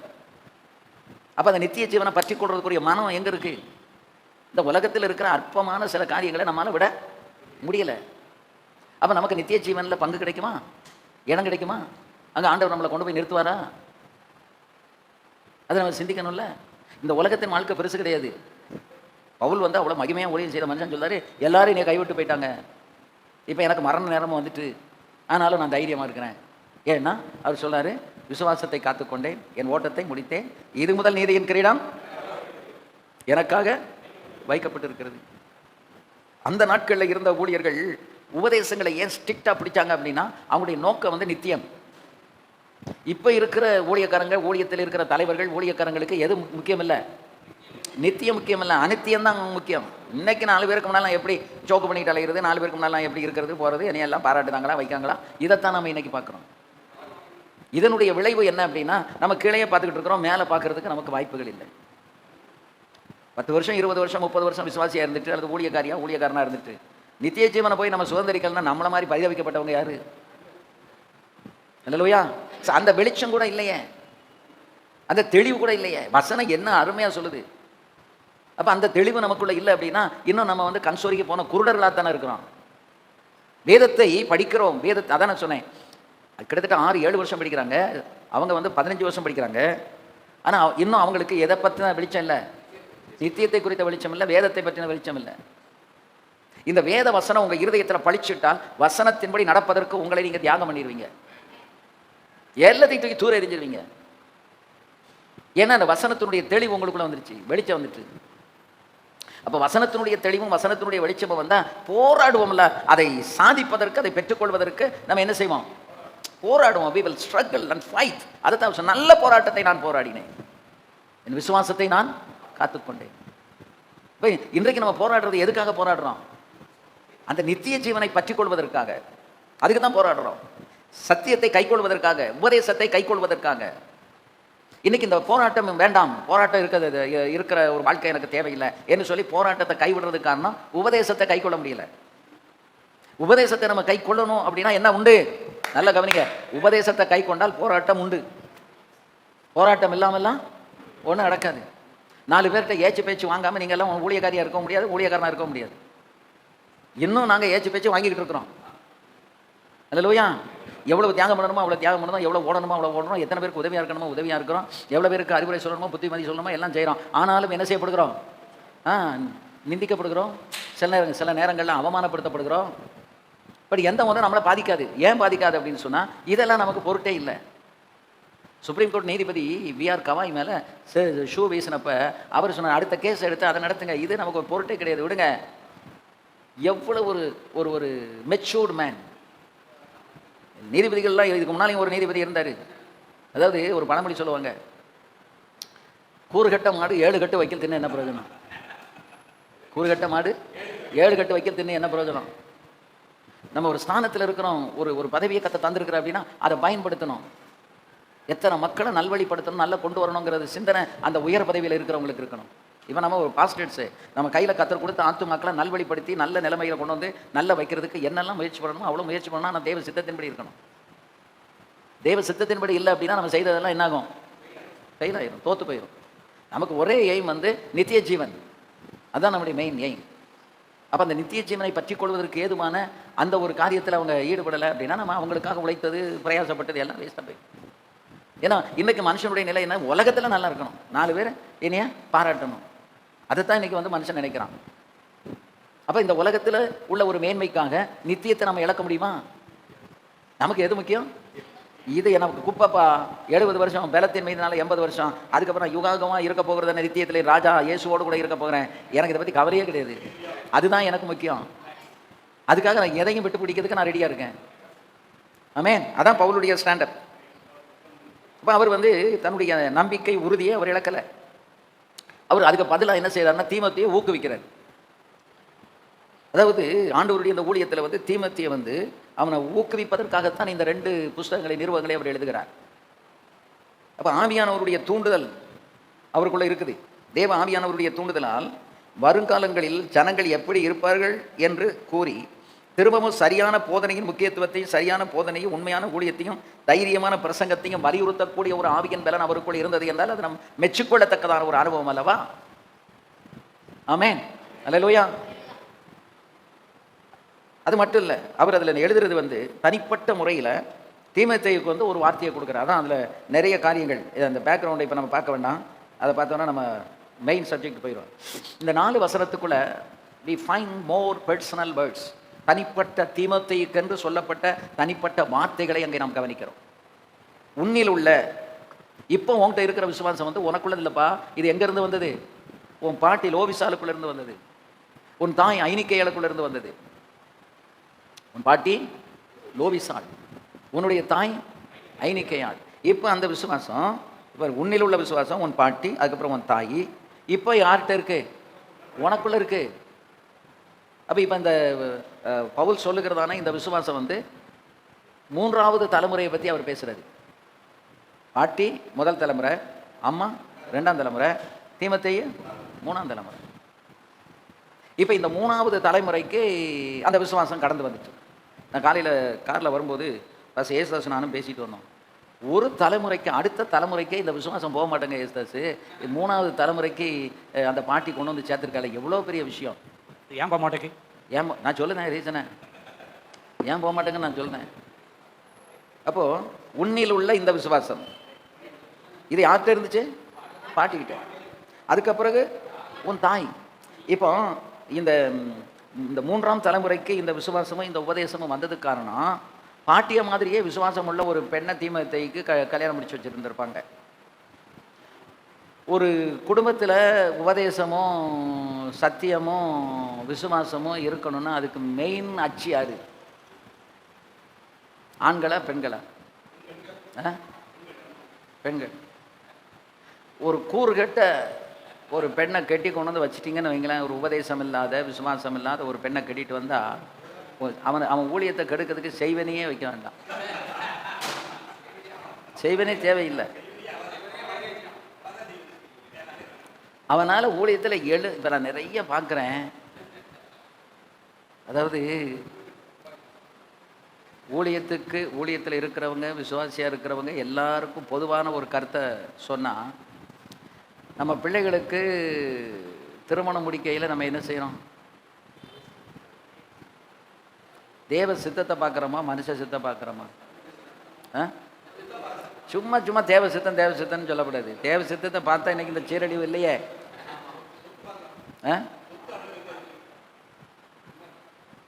அதாவது ஒன்று அழகு, முதல்ல என்னது அழகு, ரெண்டாவது என்னது சொத்து. ஊழியத்துக்கு அனுகூலமாக இருப்பாங்களா?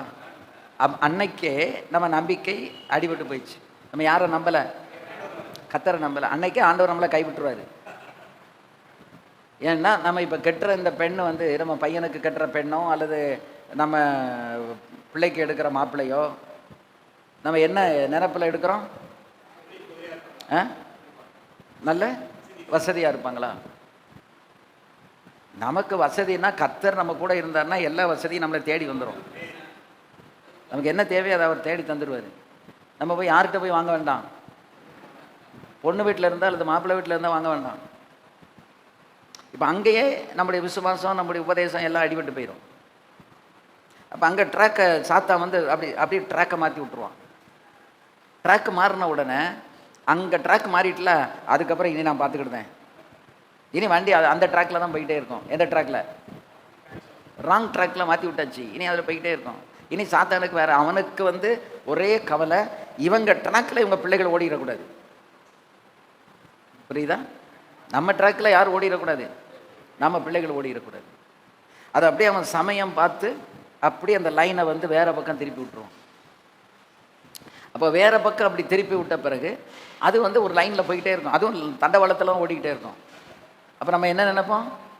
வண்டி எதில் தான் ஓடுது? தண்டவாளத்தில் தான் ஓடுது. ஆனால் அந்த ரூட்டு எங்கே, முடிவு எங்கேங்கிறது நம்ம பார்க்க மாட்டோம். இந்த ரூட்டு வேறு, அந்த ரூட்டு வேறு. ஆனால் ரெண்டும் தண்டவாளம் தான், ரெண்டும் ட்ரெயின் தான், ரெண்டும் தண்டவாளம் தான். ஆனால் அது போயிட்டே இருக்குது. எங்கே போய் அது முடிய போகுது?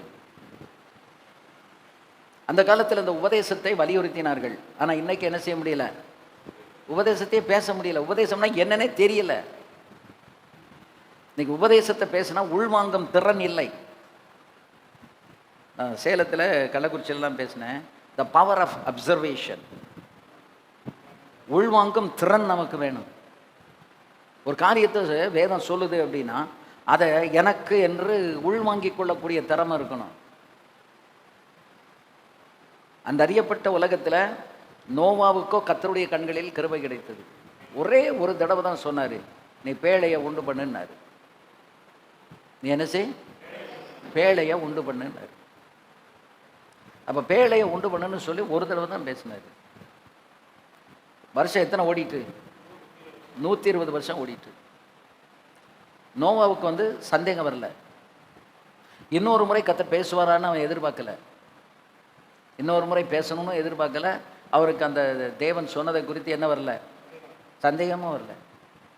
அப்போ சந்தேகமும் இல்லாமல் ஒரு ஒரு அதை குறித்து இன்னொரு முறை கேட்கணுங்கிற எண்ணமும் இல்லாமல் ஒரு தடவை சொன்னதை வச்சு பேழையை உண்டு பண்ணிட்டான். அப்போ அவனுக்குள்ள என்ன இருந்தது? உள்வாங்கும் திறன் இருந்தது. கர்த்தர் ஒரு தடவை பேசினார், நான் 2 தடவை கேட்டிருக்கிறேன். இப்போ 120 வருஷமும் யாரும் ரட்சிக்கப்படலை. ஒருவருமே அந்த பேழைக்குள்ளே வர்றதுக்கு தகுதியாகலை. ஆனால் நோவா அதை பற்றி சோர்ந்தே போகலை. ஏங்க ஒருத்தருமே ரட்சிக்கப்படலை. எதுக்கு இவ்வளோ பெரிய பேழையை போட்டு செஞ்சுக்கிட்டு நடக்கணும்? மனைவி கேட்கல, மருமக கேட்கல, பிள்ளைகள் கேட்கல, யாருமே கேட்கல. ஏன் அப்படின்னா இந்த நோவாவினுடைய அந்த நம்பிக்கை, அந்த விசுவாசம், நோவாவுக்குள் இருந்ததான தேவனுடைய வார்த்தையின் பிரதிபலிப்பு அவங்கள அப்படி கேள்வி கேட்குற மாதிரி வைக்கல. மழையே இல்லையே, இந்த பேழை இந்த வனாந்தரத்தில் உண்டு பண்ணிட்டு இருக்கையில மழை வருமா கேட்கல. ஒருத்தருமே உள்ள வர்றதுக்கு தகுதி இல்லைங்க, நீங்கள் எதுக்கு போட்டு இந்த பேழையை பண்ணிக்கிட்டு இருக்கீங்க கேட்டாங்களா? கேட்கல. ஏன்னா அவனுடைய திட நம்பிக்கை எப்படி இருந்துச்சு. எனக்கு சொன்னது யாரு? கர்த்தர். அவரெல்லாம் சொல்லியிருக்காரு. ஏனென்றால் அவர் நேற்றும் இன்றும் என்றும் அவர் மாறாதவர். அவர் சொன்னது தான். அப்ப சொன்ன ஒரு வார்த்தையை சொன்னா தேவன் என்ன செய்ய மாட்டாரு? மாற்ற மாட்டாரு. அப்ப அன்று இருந்த நோவாவுக்கு எவ்வளவு தெளிவு இருந்துச்சு. அந்த தெளிவோடு தானே அந்த பேழையை கட்டி முடிச்சான். இப்ப பேழையை கட்டி மிருகங்கள் மட்டும்தான் உள்ள வந்திருக்கு, வேற யாருமே வரல. ஆனால் அவனுக்கு ஒரே கடைசியில் ஒரு பெரிய சந்தோஷம், நம்ம குடும்பமாக தப்பிச்சிட்டோம். குடும்பமாக தப்பிச்சிட்டோம். வேற யார் வரலனாலும் அதை பற்றி நம்ம கவலை இல்லை. ஆனால் நம்ம குடும்பமாக தப்பிச்சிட்டோம். இப்போ இவ்வளவு பெரிய பேழையை அவன் உண்டு பண்ணது யாருக்காக? அவனுக்கு, அவன் குடும்பத்துக்கு. அதைத்தான் நான் இன்னைக்கு வலியுறுத்துறேன். இந்த உன்னில் உள்ள உன் பாட்டி, உன் தாய், உனக்குள், உன்மேல் உனக்கு உண்டான நீ அனல் மூட்டி எழுப்பிவிடு, உனக்கு நினைப்பூட்டுகிறேன்னு எல்லாம் அந்த பர்சனலைஸ்டாக வந்துக்கிட்டே இருக்குது. அந்த வார்த்தைகள் முழுவதுமே தனிப்பட்ட விதத்தில் தீமோத்தேயுவை பார்த்து பர்சனலாக ஆவியானவர் பவுலை கொண்டு பேசிக்கொண்டே வருகிறார். அப்போ இந்த மூன்றாவது தலைமுறைக்கு இந்த விசுவாசம் வந்ததுக்கு இந்த உபதேசம் இன்னைக்கு உபதேசம் ஒரு தலைமுறையோட நொறுங்கி போயிடுச்சு. நான் ரட்சிக்கப்பட்டு 54 வருஷம் தாண்டிட்டு 55 வருஷம் ஆயிட்டு. ஊழியத்துக்கு கிட்டத்தட்ட அதில் ஒரு 4 வருஷத்தை தான் கழிச்சிங்கன்னு சொன்னால் ஒரு 51 வருஷம் 52 வருஷம் ஆயிடுச்சு. இன்றைக்கு நான் பார்க்கறது ஒரு தலைமுறையை தாண்டி அடுத்த தலைமுறைக்குள்ள பெந்தகோஸ் உபதேசமே இல்லை. எவ்வளோ பரிதாபம் தெரியுமா? எவ்வளோ பெரிய பரிதாபம். தகப்பன் காட்டின அந்த அடிச்சுவடில் இன்னைக்கு பிள்ளைகள் நடக்க மாட்டேன்றாங்க. 1000 கேள்வி கேட்குறாங்க. தாய்க்கும் தகப்பனுக்கும் என்ன செய்யணும்னு தெரியல, முழிக்கிறாங்க. நம்ம இப்படி அபியாசப்படலையே, நம்ம இப்படி வளரலையே, நமக்கு இப்படி சொல்லிக் கொடுக்கலையே, நம்ம இப்படிலாம் வந்தோம், வேதம் இப்படிலாம் சொல்லுது, நம்ம பிள்ளைகள் இப்படிலாம் நிற்கிறாங்க. எதிர்த்து நிற்கவும் முடியலை, கண்டிக்கவும் முடியலை, சத்தம் போடவும் முடியலை. ஏன்னா சொன்னல அந்த அப்படியே இருந்த சைட் ட்ராக் அப்படி லேசாக சாத்தா தட்டி விட்டு போயிடும். அதுக்கப்புறம் அவங்க பிரயாணம் பண்ணிக்கிட்டு இருக்க மாதிரி தான் இருக்கும், ஊழியம் செஞ்ச மாதிரி தான் இருக்கும். ஆனால் தேவ சித்தத்தின்படியும் இல்லை, தேவ நோக்கத்தின்படியும் இல்லை, தேவனுக்காகவும் இல்லை, நித்தியத்துக்காகவும் இல்லை, நித்திய ஜீவனை போய் பெற்றுக்கொள்வதுக்கும் இல்லை. அதுக்கு தான் ஆண்டவர் ஒரு வார்த்தையை சொன்னார், பிதாவினுடைய சித்தம் செய்கிறவனே பரலோக ராஜ்யத்தில் பிரவேசிப்பான்.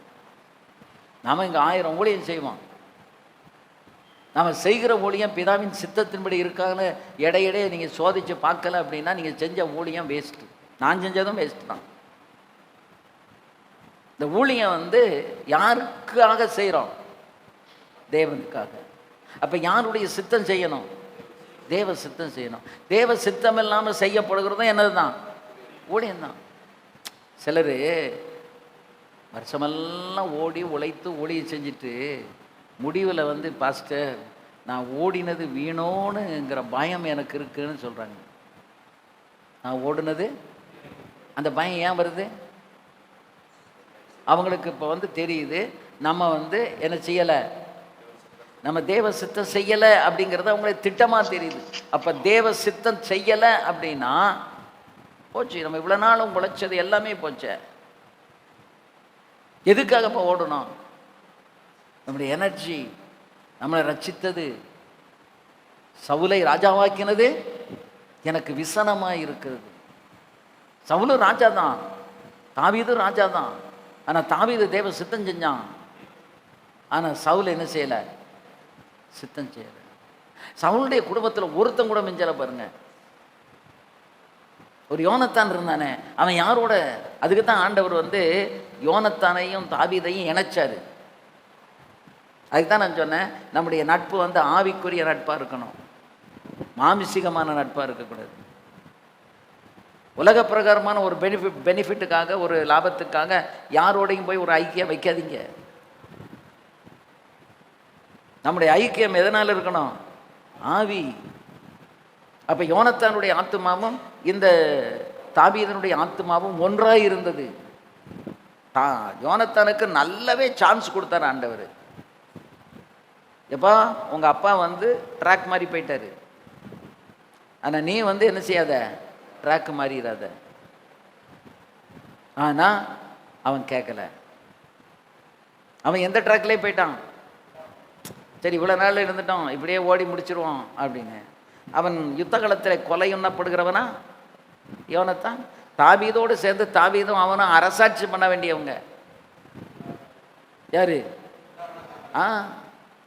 தாவீதுக்கு அடுத்த ஸ்தானத்தில் இருந்து ஒருவேளை தாவீது வந்து முதல் ஸ்தானத்தையே யோனத்தான் கொடுத்தாலும் கொடுத்துருப்பேன். ஏன்னா யோனத்தான் மூத்தவன், இவன் இளையவன்.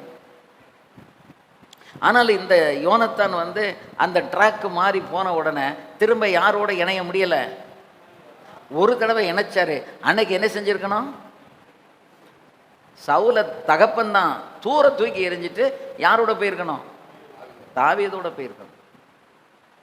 அரண்மனையை திறந்துருக்கணும், வசதிகளை திறந்துருக்கணும், அந்த ப்ரிவிலேஜஸ் எல்லாம் திறந்துருக்கணும். யாருக்கு பின்னால் போயிருக்கணும்? தாவீதுக்கு பின்னால் போயிருக்கணும். அப்படி போயிருந்தா அவன் காப்பாற்றப்பட்டிருப்பான். மகிமையான ஒரு ஸ்தானத்தில் கர்த்தர் அவனை வச்சிருப்பாரு. இப்போ சவுல் சாகும்போது யாரு செத்து போனா? யோனத்தான செத்து போனான். அதுக்கு பிறகு வந்து ஒரே ஒருத்தன் தான், கால் நடக்க முடியாத மேவி போசேத்து மட்டும்தான் தப்புனான். ஆனால் இந்த தாவீது என்ன பண்ணான்? அந்த மேவி போசேத்தை கூப்பிட்டுது தன்னுடைய பந்தியில். ஒரு முடமானவன் ராஜாவுடைய பந்தியில் இருக்கக்கூடாது, அவங்களுடைய புரோட்டோக்கால் தான். ஆனால் அதை மீறி அவனை அங்கே வைத்தார். அருமையான கர்த்தருடைய பிள்ளைகளே, இப்போ இருக்கிற இந்த காலகட்டத்தில் வசனத்தினுடைய தெளிவு இல்லாமல் மற்ற எல்லா தெளிவும் இருக்கு. பெந்தகோஸ் ஊழியத்தை மாதிரி ஒரு சூப்பர் ஊழியமோ, ஒரு அபிஷேகம் நிறைந்த ஊழியமோ, தெளிவான ஊழியமோ வேற எதுவுமே கிடையாது. அது நீங்கள் நல்லா தெரிஞ்சுக்கிடுங்க. நமக்கு ஒருவேளை பெரிய கட்டடங்கள் இல்லாமல் இருக்கலாம், ஒரு கோபுரம் இல்லாமல் இருக்கலாம். வட இந்தியாவை விடுங்க, இங்கிலாந்தில் வந்து கோபுரங்கள் கட்டடங்கள் எல்லாமே இன்னைக்கு முகமதியருடைய பள்ளிவாசலாக மாறிக்கொண்டிருக்கிறது. சாராயம் காய்க்கிற சாலைகளாக மாறிக்கொண்டிருக்கிறது. எது? அன்னைக்கு இருந்ததான பெரிய பெரிய சபைகள், ஆங்கிலிக்கன் சர்ச்சஸ். இன்னைக்கு அந்த சர்ச்சஸ் எல்லாம் போயிடுச்சு. ஏன் நிற்க முடியல? அந்த கட்டடத்தை மெயின்டைன் பண்ணுறதுக்கு எலக்ட்ரிக் பில் கட்ட முடியல, ஒயிட் வாஷ் பண்ண முடியல. அருமையான கர்த்தருடைய பிள்ளைகளே, கட்டடம் வந்து நமக்கு முக்கியம் கிடையாது, கர்த்தருடைய சித்தம் செய்யணுமாங்கிறது தான் முக்கியம். நமக்கு தேவைன்னா கர்த்தர் தந்துடுவார், நீங்கள் சந்தேகமே படாதீங்க. நமக்கு ஒரு சர்ச்சு வேணும், கட்டடம் வேணும் அப்படின்னா அது தேவ சித்தம்னா ஏதாவது ஒரு ரூபத்தில் உங்களுக்கு கர்த்தர் தந்துடுவார். அதுக்கு நம்ம ஸ்ட்ரெயின் பண்ண வேண்டிய அவசியம் இல்லை. ஏன்னா அவருடைய சித்தத்தின்படி நமக்கு அதை தந்து அருமையாக அவர் நடத்திடுவார். இப்போ அடுத்த தலைமுறை இந்த தீமோத்தேயுனுடைய பாட்டியினுடைய விசுவாசம் 3 தலைமுறைக்கு நின்றுருக்கு. அது உனக்குள்ளும் நிலைத்திருக்கிறது என்று நிச்சயித்திருக்கிறேன்னு சொல்றாரு. அப்போ 3ஆம் தலைமுறையில் எதை பார்க்குறாரு? லோவிசாலுக்குள் இருந்த விசுவாசம், ஐநேக்கியாளுக்குள் இருந்த விசுவாசம் தீமோத்தேயுவுக்குள் இருக்கிறது. ஆமென். இந்த அடுத்த தலைமுறையில் இந்த உபதேசமும் இந்த விசுவாசமும் இன்னைக்கு பெந்தகோஸ்தில் மண்ணா போய்கிட்டு இருக்குது. காரணம் என்ன சொல்லுங்க பாப்போம், நீங்களே சொல்லுங்கள் அந்த ரீசனை. செல்ஃபோனா? ஆமாம், அறிவு பெருகின காலம்தான்.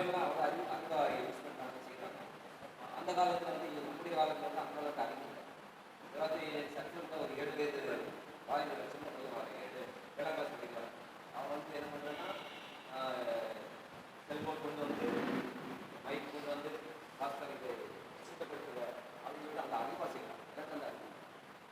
ஆனால் அந்த ஏழாம் கிளாஸ் படிக்கிற பையன் எல்லாமே அவனுக்கு தெரியும். செல்போனில் உள்ள காரியங்கள் அவங்க பாஸ்டருக்கு வந்துட்டு போதிக்கிறது நல்லா இருக்குது. நீங்கள் அதை நான் வந்து எல்லாமே சொல்கிறேன். நீங்கள் வந்துட்டு அந்த மைக்கில் சொல்லு. நீங்கள் வந்துட்டு பிரசங்கிக்கிறத வந்துட்டு நமக்கு உலகத்துக்கு அனுப்பலாம், அப்படி ஒரு ஊழியம் செய்யலாம் அப்படின்னு சொல்லிட்டு ஏழாம் கிளாஸ் படிக்கிற சின்ன பையன் அவனே மொபைல் வாங்கி அவனே மைக் வாங்கி எல்லாமே கொண்டு வந்து என்கிட்ட என்கரேஜ் பண்ணுறான். அந்த அளவுக்கு அறிவு பெருக்கி இருக்கு. அந்த அறிவை நல்ல முறையில் யூஸ் பண்ணலை அப்படின்னா பெந்தைய கொஸ்டனுடைய அனுபவம் கீழே போயிடும். அதனால தான் அந்த அறிவை வந்துட்டு கிறிஸ்துவுக்குள்ளே நம்ம கொண்டு வந்து அந்த பிள்ளைகளை நடத்தணும். அந்த அளவுக்கு பரிசுத்தாக நமக்கு கிரியை செய்யணும். இதை நான் எப்படி அதை யூஸ் பண்ணதுன்னு சொல்லி அது ஒரு ரீசன். அப்புறம் சொல்லுங்க. இல்லை ஒவ்வொருத்தருமே அதுக்குரிய சரியான ரீசனை சொல்லுங்க.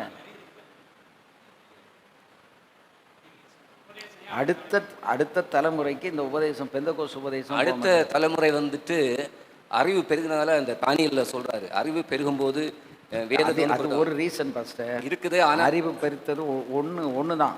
இன்னும் 10 இருக்கு. அதில் ஒன்று வந்து அறிவு பெருத்தது. Cellphone, computer. ஆனால் அதை நல்ல முறையில் யூஸ் பண்ணுறவங்க இருக்கிறாங்க. ஆனால் ரியாலிட்டியாக கண்டுபிடிங்க உண்மையா. இப்போ அடுத்த தலைமுறைக்கு நம்ம பிள்ளைகளுக்கு நமக்குள்ளே இருந்த அந்த விசுவாசம் கடத்த முடியலை, ஏன்? அதான் கேள்வி.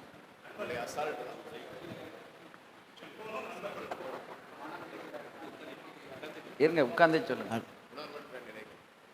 அதாவது பாஷா என்னன்னா, இதை எழுதுங்க. நீங்களும் வாய் பார்த்துக்கிட்டு இருந்தா எழுதுங்க.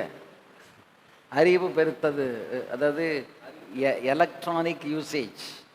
2வது உணர்வற்ற நிலை. 3வது நண்பர்கள், தவறான ராங் ஃப்ரெண்ட்ஸ். அதுக்கப்புறம் பணப்புழக்கம், வலைதளம், இன்டர்நெட்.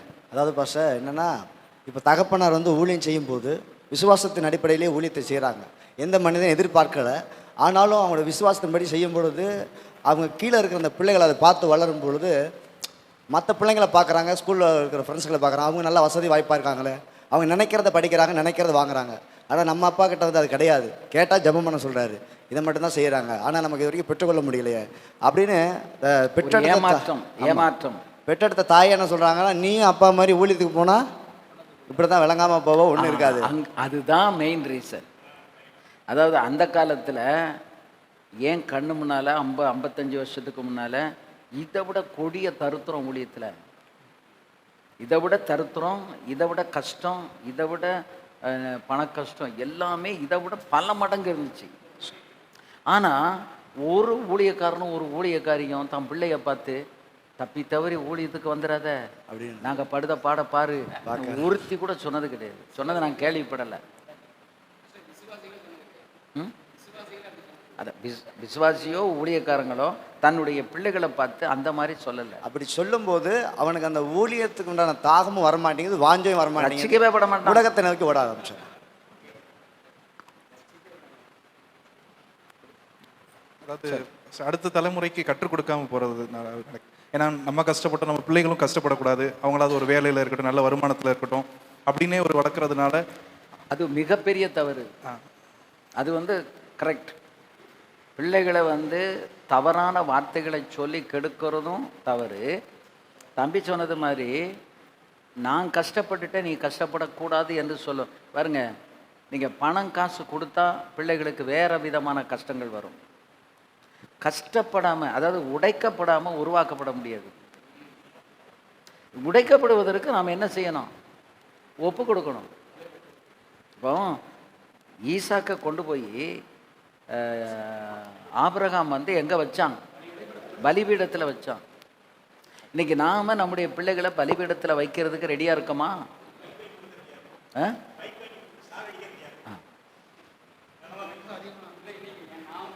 தேவனையும் தேவனுடைய வசனத்தையும் சார்ந்து கொள்ளாமல் தனக்கு நலமானதை செய்யும்போது அந்த விசுவாசத்தை கடத்த முடியும். தேவனுடைய சித்தத்தையும் வசனத்தையும் வசனத்தை சார்ந்து கொள்ளாம தனக்கு நலமானதை செய்ய தனக்கு நலமானது எது என்று தெரிகிறதோ அதை செய்வதினால் விசுவாசத்தை ஏன்னா விசுவாசங்கிறது வந்து இப்போ நம்ம பிள்ளைகள் வந்து நம்ம பார்த்துக்கிட்டே இருப்போம். என்னுடைய மகன் எனக்குள்ளே இருந்த விசுவாசத்தை பார்த்து தான் படித்தான், நான் சொல்லி கொடுத்து படிக்கலை. ஏன்னா இது வந்து it is not a subject to teach. விசுவாசம் அப்படிங்கிறது வந்து ஒரு சப்ஜெக்ட் இல்லை அதை டீச் பண்ணுறதுக்கு. அதான் அது வந்து எபிரைய கிரேக்க வார்த்தைகளை சொல்லி பிஸ்டோஸு அப்படின்னா ஃபெய்த்து அப்படின்னு சொல்லி அதை நம்ம வந்து ஒரு சப்ஜெக்டிவாக வந்து சொல்லி கொடுத்து விளக்கங்களை கொடுக்கக்கூடிய சப்ஜெக்ட் அல்ல அது. அது கண்ணால் பார்த்து படிக்கக்கூடியது. நம்ம அப்பா எப்படி விசுவாசத்தில் இருந்தாங்க, இப்போ நம்ம பிள்ளைகளுக்கு ஒரு இது வேணும், அப்போ நம்ம எப்படி அந்த பிள்ளைகளுக்கு முன்னால் வந்து நீ ஜெபம் பண்ணு, நானும் ஜெபம் பண்ணுறேன், கத்த தருவார், ஜெபம் பண்ணுறோம், பிள்ளைகளும் ஜெபம் பண்ணுது, கத்த தேவையை சந்திக்கிறாரு. அப்போ அந்த பிள்ளைகளுக்குள்ளே என்ன வரும்? விசுவாசம் வரும். இப்போ அப்பா சொன்னாங்க, ஆமாம் ஜெபம் பண்ணோம், நானும் ஜெபம் பண்ணேன், இன்றைக்கி எனக்கு அது வாங்கி தந்துட்டாங்க அப்படிங்கிறது என்னது வந்துடும்? விசுவாசம் வந்துடும். அப்போ நம்ம அந்த விசுவாசத்தை செயல்படுத்தும் போது அந்த விசுவாசத்தினுடைய கிரியைகளை, அதான் கிரியை இல்லாத விசுவாசம் செத்துது. அந்த விசுவாசத்தினுடைய கிரியைகளை பார்க்கும்போது என்ன செய்யணும்? நம்முடைய பிள்ளைகள் ஆட்டோமேட்டிக்காக படிச்சுக்கிடுவாங்க. இப்போ நம்ம பிள்ளைகளுக்கு வந்து நீங்கள் கஷ்டப்பட்டுறக்கூடாது. நான் எப்போவுமே சொல்லுவேன், பிள்ளைகள் ஊழியக்காரர்களானால் கனம் பண்ணி காணிக்கை கொடுக்கணுமே ஒழிய, நீ கஷ்டப்படுத செலவுக்கு வச்சுக்கோ, நீ ரொம்ப சங்கடப்பட்டுக்கிட்டு இருக்க இதை வச்சுக்கோ அப்படின்னு கொடுத்தோம் அப்படின்னா கத்தர் இடத்துலேருந்து ஒரு பைசா வராது. நம்ம வந்து பெரும்பாலும் யார் கொடுக்க வைக்கணும்? கத்தர் கொடுக்க வைக்கணும். யாருக்கு? நம்ம பிள்ளைகளுக்கு. ஏன்னா நமக்கு அவர் தானே தராரு. அப்போ நம்ம பிள்ளைகளுக்கு நம்ம என்ன செய்யணும்? கத்தரே கொடுக்கும்படிக்கு கத்தர்கிட்ட கேளுங்க, கத்தர்கிட்ட வாங்குங்கன்னு சொல்லி நம்ம கற்றுக் கொடுக்கும்போது பிள்ளைகள் வந்து என்ன செய்வாங்க? கொஞ்சம் ஆரம்பத்தில் சங்கடப்படுவாங்க, நம்ம மேலே கோபம் வரும், எரிச்ச வரும். எனக்கு நீங்கள் தாய் தகப்பனாக இருந்து என்ன பிரயோஜனம், நீங்கள் எனக்கு இதை தர மாட்டேங்கிறீங்க அப்படின்லாம் கேட்பாங்க, சொல்லுவாங்க, கேட்பாங்க, எல்லாம் செய்வாங்க. ஆனால் அதே நேரத்தில் நம்ம அதை அவங்களுக்கு கொஞ்சம் வலியுறுத்தி நம்ம கற்றுக் கொடுக்கும்போது அதை கற்றுக்கொண்டார்கள் என்று சொன்னால் நமக்கு பாரம் இருக்காது, அந்த விசுவாசமும் அவங்களுக்குள்ளே வந்துடும். அதே மாதிரி உபதேசத்திலையும் இப்படித்தான் எந்த நிலைமையிலையும் நான் மனரமியமாக இருக்க கற்றுக்கொண்டேன். இதான்பா உபதேசம். பெந்தகோஸ் உபதேசம்னா இதான். இதை எக்காரணத்தை கொண்டு என்ன செய்யக்கூடாது? இதை மாற்றக்கூடாது. இதை மாற்றினா எனக்கு உடன்பாடு இல்லை அப்படின்னு சொல்லி அதில் நம்ம ஒரு லைனை போட்டால் தான் நம்ம பிள்ளைகளுக்குள்ளே அது வந்து சரியாக போய் உரைக்கும். இல்லைன்னா உபதேசம் போயிடும். உபதேசம் போயிட்டுன்னு வைங்க, உபதேசங்கிறது வேற எதுக்காகவும் அல்ல, வாழ்க்கைக்காக தான் உபதேசம். உபதேசத்தை நீங்கள் விட்டுட்டீங்க அப்படின்னா உங்கள் லைஃப், ஸ்பிரிச்சுவல் லைஃபே போயிட்டுன்னு அர்த்தம். தடம் புரண்டுறோம், அவ்வளோதான், அவுட்டு. அப்போ அந்த விசுவாசத்தை நம்ம என்ன செய்யக்கூடாது? விட்டுறக்கூடாது. அந்த விசுவாசத்தை விட்டுறக்கூடாது, உபதேசத்தையும் விட்டுறக்கூடாது. உபதேசத்தையும் விட்டுறக்கூடாது. அப்போ அந்த உபதேசத்தை நம்ம விட்டுட்டோம் அப்படின்னு சொன்னால் அடுத்த தலைமுறை வந்து கிறிஸ்தவங்களாகவே இருக்க மாட்டாங்க. அதான் சொல்ல, ரட்சிப்பு, ஞானசானம், அபிஷேகம் வேறுபாடு. இந்த ரட்சிப்பு, ஞானசானம், அபிஷேகம் வரைக்கும் ஒரு மாதிரி திக்கி திணறி வந்துடும். வேறுபாட்டில் வரும்போது தான் மாட்டிக்கிடும். அன்றைக்கு வேறுபாட்டை அவங்க வலியுறுத்துனாங்க, இன்னைக்கு நம்ம வேறுபாட்டை வலியுறுத்துறது இல்லை. ஏன் வலியுறுத்த மாட்டாங்க? நீங்களே சொல்லுங்களேன். ஏன் இன்னைக்கு வேறுபாட்டை வலியுறுத்த மாட்டேங்கிறோம்?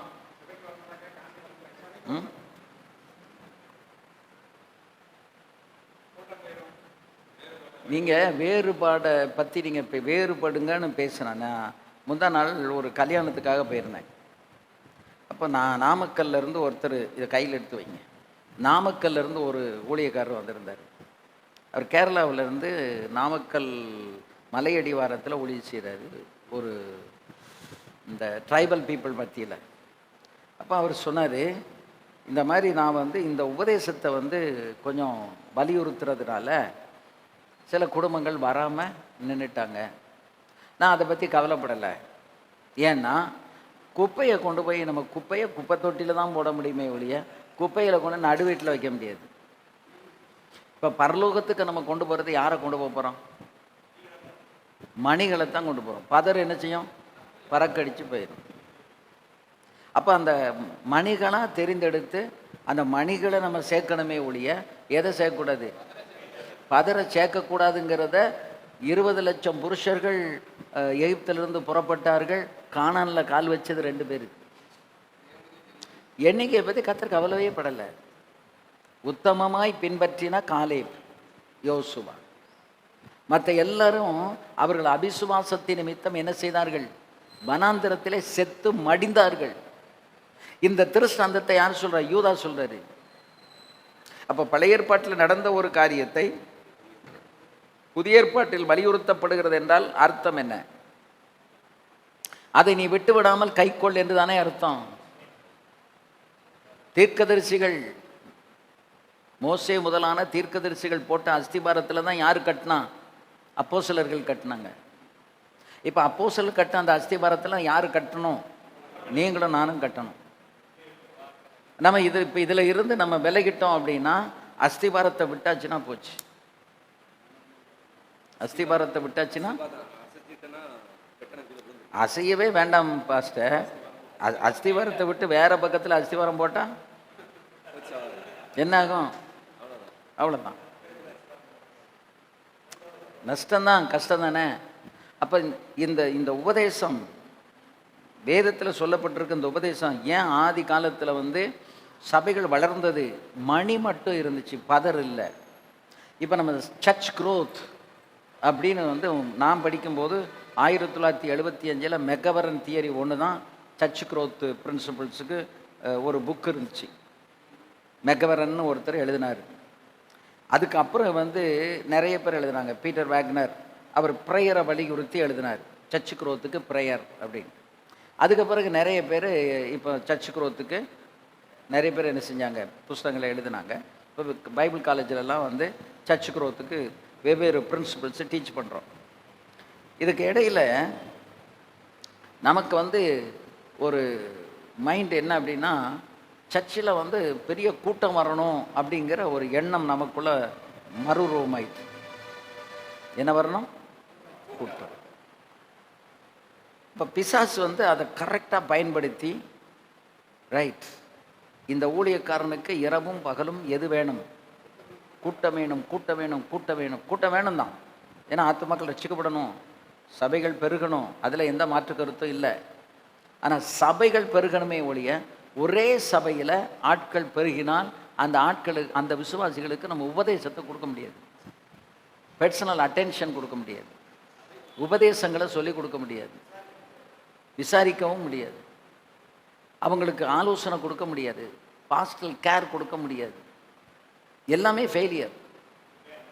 அதனால தான் இன்றைக்கி ஒரு சபையில் இருக்காங்க, அந்த பாஸ்டருக்கு அவங்கள கவனிக்கிறதுக்கு நேரம் இல்லை, ஏன்னா பெரிய கூட்டம் இருக்குது. அதனால் என்ன பண்ணுறாங்க? அவங்க இன்னொரு சபையை தேடி போயிடுறாங்க. அவளுக்கு இவள் எழுந்திருந்து உண்பாள்ன மாதிரி அங்கேயும் போனால் அப்படி தானே.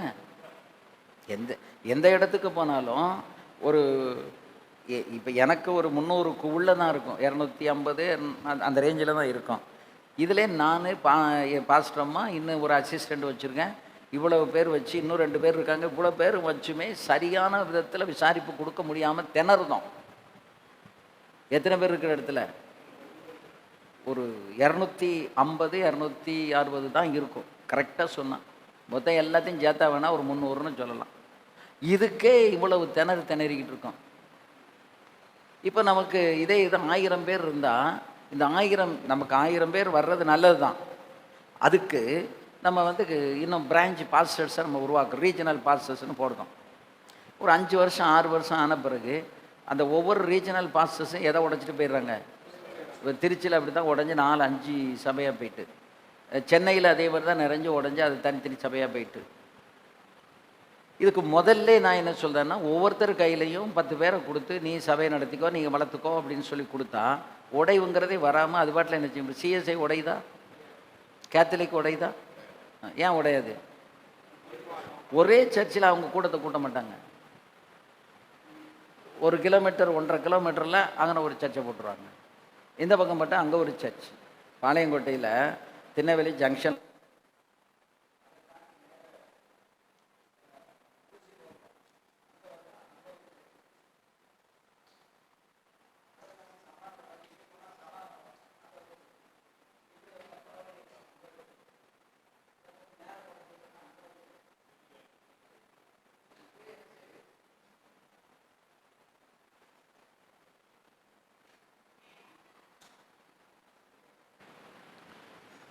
ஒவ்வொரு ஒரு 2 கிலோமீட்ரு 1.5 கிலோமீட்டருக்குள்ள நிறைய சபைகள். அங்கே சபை உடையாது. நம்ம என்ன செய்கிறோம்னா எல்லாம் சேர்ந்து ஏன் சபைக்கு வா. அப்போ அப்படி போகும்போது சரி நீ விசாரிக்க முடியுமா உன்னால்?